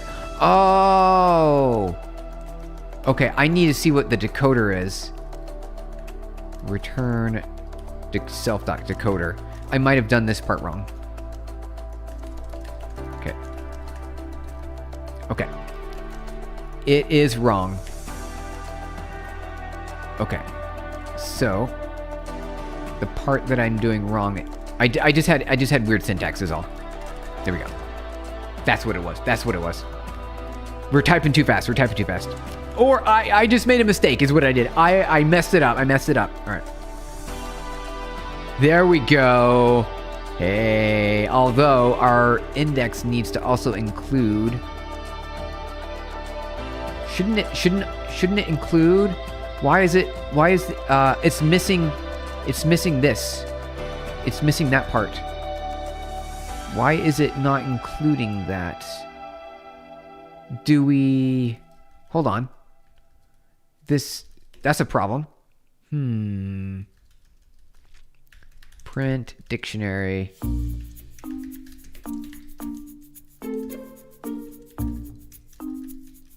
There's something wrong right here. Okay, I need to find that little... Here we go. Yeah, see, it's right here. It's in that dictionary. Why is it not in the other one? What happened? You see the padding, start of sequence, and end of sequence tokens are there, but it's not in the decoder. That's not fair. Print debugs always wins. Right, Anon? Right? We see what's wrong now. It's just, what happened? These are valid tokens. They need to be in there too. They've got to be in there too. So this part is... let's see, that's the dictionary. And let me print the decoder as well. Here we go. Decoder.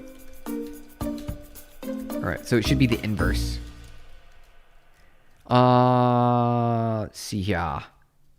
Yeah, it's just missing. Although it's the same number, it goes 0. This is weird. Hold on. Why am I seeing this weirdly?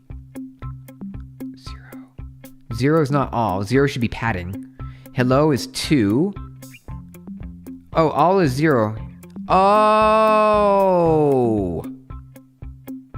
I made a mistake. I see where the mistake is. Ah, do you guys see it? You see it? I see. Okay. Plus. So we need to say the length of this. Here we go. Whoops. Self.dictionary. Okay. Now we should be good. All right. Hey, there we go. We've got it. All right. All is 12. There we get it. All right. Secrets of the universe incoming. I could 100% figure this out in TypeScript, just not understanding Python quirks. Yeah, we got some very specific Python syntaxes here, right? All right. We did it, you guys. We did it. All right. Now we should be able to get our words. We're really close now. All right. Print words. Yeah. We're so close, you guys. We're so close. It's almost there. Here we go. All right, let me hide that. Okay, we're almost there. Hey, we did it! Look at that, okay! It returned the tokens. It's speaking to us. We did it. We got our transformer. Oh, all right. Now we just got to train it. It talked to us. We asked it a question. It gave us an answer. What did it say? What did it say, you guys? It said, pad data here, pad here. It doesn't make sense. It's okay because we didn't train it yet. But it's talking to us. You're going to beat Elon Musk. Well, not quite. Not quite. I know. He's like a few years ahead of me right now. You got a storm rolling in. All right, Bonzupi. Thank you guys so much for joining. Approximately 6 frames per minute now. Ooh. Yeah, you got some frames drop there.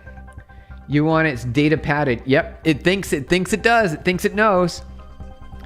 All right, you guys, thank you so much for joining today. We succeeded. We did it. We did it, you guys. Let me say git add, git status, git commit. We want to say made the LLM speak back. All right, push, done, success. Party poppers. When are you gonna build cursor? Oh, yeah, all right. Asish, I don't think we might build an IDE. Do I want to build an IDE? That would be a lot. That would be a lot. I don't even use an IDE. I use Vim. I guess Vim technically is an IDE. Thank you for the party poppers, you guys. All right. We succeeded. We did our objective. We achieved our goal. Appreciate everyone for joining in today. We'll be continuing tomorrow. We'll be starting to train the model with the optimization. We'll get the loss and the criterion, and we will make the model start actually giving us real coherent responses, not just random words like this. Python, it says, hello, start of sequence, hello. See, it doesn't know what's going on. Sergio, thank you. Have a great day. It's been a pleasure, everyone. Hope you have a great rest of your day, and see you guys tomorrow. All right, bye, everybody. Tell me your GPU. It is embedded GPU on MPS. So this is the metal, right? This is Apple Silicon.